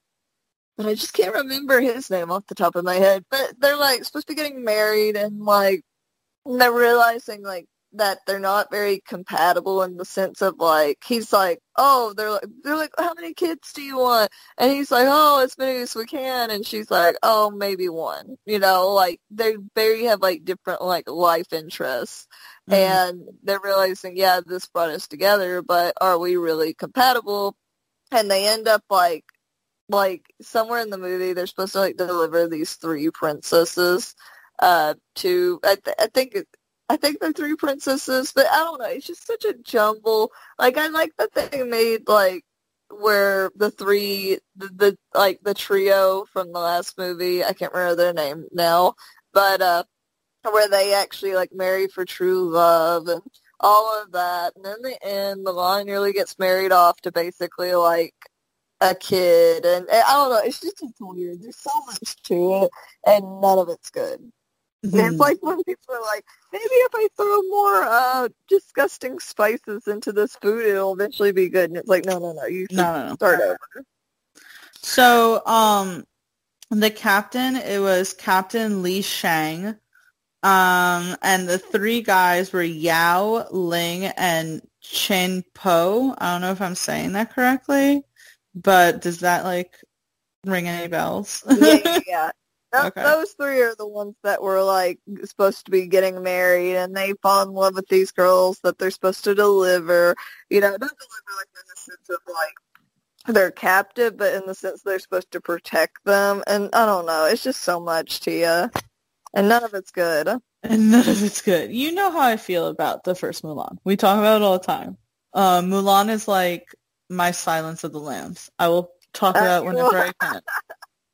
But talking about how like beautifully animated Mulan was, I mean, remember the scene when Mulan is at a crossroad trying to determine who she is, and she has the song, who is that girl I see? All right, I'm gonna start crying. But how like beautiful that like scene is where she's looking and she's wiping away the makeup from her face, and it was just like such this gorgeous scene. So it's like I can't imagine not having gorgeous animation. I mean, I think that they really tried to like, captivate the beauty of, say, like the Chinese texts, the clothing, the environment. They really tried to capture that. So to think about the fact that they wouldn't do that in a second one is just so like that's not honoring the story and the culture that you were trying to honor in the first one. No, I agree. It just, I don't know, it's such a cash grab, like taking a beautiful movie and being like, you know what? You know what we should do? And I also didn't need to see like Mulan with like, with her man, right? It's like we understood at the end of the first Mulan, it was alluded that, they were going to like maybe start a romance. And it's like, I'm fine in my head thinking about that. But for you to show it, it's like, and again, maybe like it's a little realistic where it's like maybe they don't necessarily know everything about each other because their entire, knowledge of each other was when Mulan was pretending to be a guy. So it's like, I get that, but I don't need to see it. Yeah, you're like I didn't need any of that. I agree. Oh man. Yeah, I don't know. The first Mulan was so good. I just don't think that it should have been touched. I didn't think it needed a sequel. It certainly didn't need a live action remake where they pretty much got rid of everything that made the movie great. But yeah, no. No. No, I agree. I have a cat on my head now. I legitimately have a cat on my face now. I'm sorry if I sound funky. I literally had a kitten trying to smother me. They love you. They just want to hang out with you. I guess so. They're like, baby, we know that Mulan 2 makes you so sad and you're dealing with a lot right now, but I'm here for you. I'm here for you. You're giving me slow blinks and everything. Yeah, freaking Mulan 2, 10/10, don't recommend.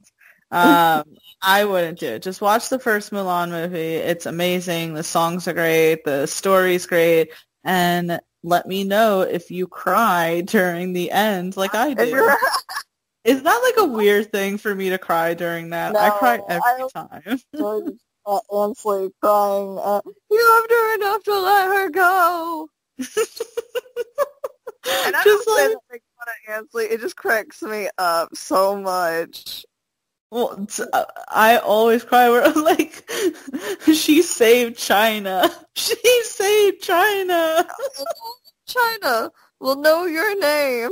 Oh my God, stop. I can't. It's so powerful. It's so powerful. I can't. Oh man. God. I love that. I love the whole entire movie. I even like that's the thing. It's like I love every song in that movie. Like even when like the matchmaker is like telling her how terrible she is, like I love the whole entire fucking thing, and I love all the characters in that movie. Amazing. The matchmaker was so freaking mean. So mean. So mean. I'm like, Jesus. Okay, She so needs to find herself a man, so maybe she'd be less of a bitch. it's like, oh my gosh, she doesn't know how to like pour the tea correctly. Jesus Christ. Like, Right.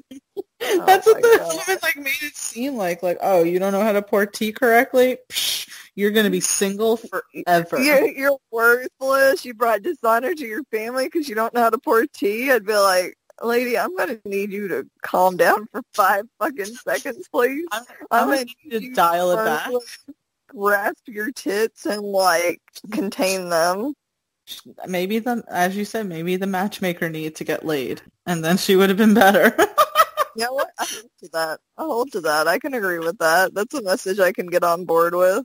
Oh my God. But yeah, so I agree. Mulan 2 definitely deserves to be on this list. We have gone through almost all of our top 10 worst movie sequels. We are down to the number 1. As we always do, let's name off what we got until we get there. So we have The Son of the Mask, Sex and the City 2, Little Mermaid 2, Jurassic World, Fallen Kingdom, some of the Land Before Time sequels, Spider-Man, Spider-Man 3, pretty much all of the Transformers sequels, Wonder Woman 1984, Mulan 2, and we have the number 1. And so it's been a really long time since I've seen this, and it was fucking awful. This one I will say was trash. This is trash. So I'm not gonna remember a whole lot of it. Just know it was fucking trash, and it's Grown Ups 2. Oh man, I've seen Grown Ups, but I didn't know they made a second one. Don't ever subject yourself to it. Don't ever subject yourself to it. So I saw Grown Ups. What'd you say? No, I was just in great displeasure that they made another one. Okay, so I saw Grown Ups 1 and I thought it was amazing. I thought it was funny as shit. I thought everyone was hilarious. You had all these like great comedic entities. That sounds so fucked up. These great comedic like people in what the fuck? Like people in one movie. I mean, okay, I gotta look up the actual cast. Lady, can you like back away for a fucking second? Mommy's doing things. We're having like animal issues today, Tia. She's like, let me try and climb you. And it's like, no, hang on. I want to look up. Grown Ups. No, don't you dare give me the second one. Fuck that movie. Grown Ups 1, asshole. That's how angry I am with this movie. What'd you say? Like, because refresh my memory, it's been a while since I've seen Grown Ups. Is that the one where it's like, what's wasted? Well, it's when you really want ice cream. I want to get chocolate wasted. It's like, it was just, so in like Grown Ups, right, you have like Adam Sandler, Kevin James, Chris Rock, David Spade, Rob Schneider, fucking, Salma Hayek, Maya Rudolph, fucking Steve Buscemi. You have like all these like hilarious fucking people in it, right? And so the first Grown Ups, to me at least, I laughed so hard. I thought it was so funny. It's all like these these guys that are just big fucking children, right? Hilarious. And then they did the second one. I was so excited for the second one because the first one was great, and I'm like, I'm ready to laugh again. I'm ready for a great comedy. I don't know what that dumpster fire was, but it was a fucking dumpster fire. And again, I virtually don't remember anything about it, but I remember my mom and I watched it and we were like, this was awful. It really was the definition of a cash grab where they were just capitalizing on the fact that Grown Ups 1 was so successful. And they said, let's make a second one because we'll capture that same exact lightning in the bottle. And they did not. It was like put gasoline on it, set it on fucking fire. I hated this movie so badly. It was like, I will never get that time back that I wasted on actually watching it. Was it one of those movies that you wish that you could get a refund on if they were able to do it? Oh, yeah. 100%.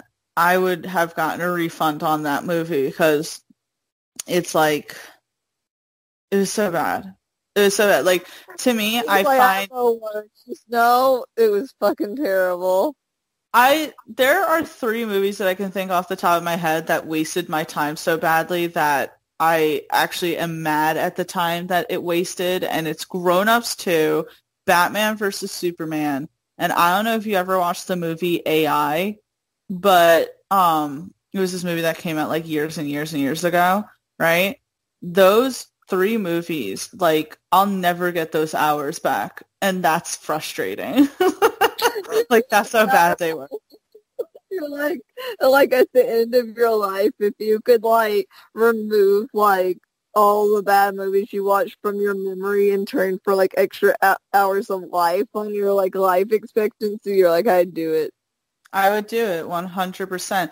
Oh my God, did you ever watch that movie that came out years ago called In Time?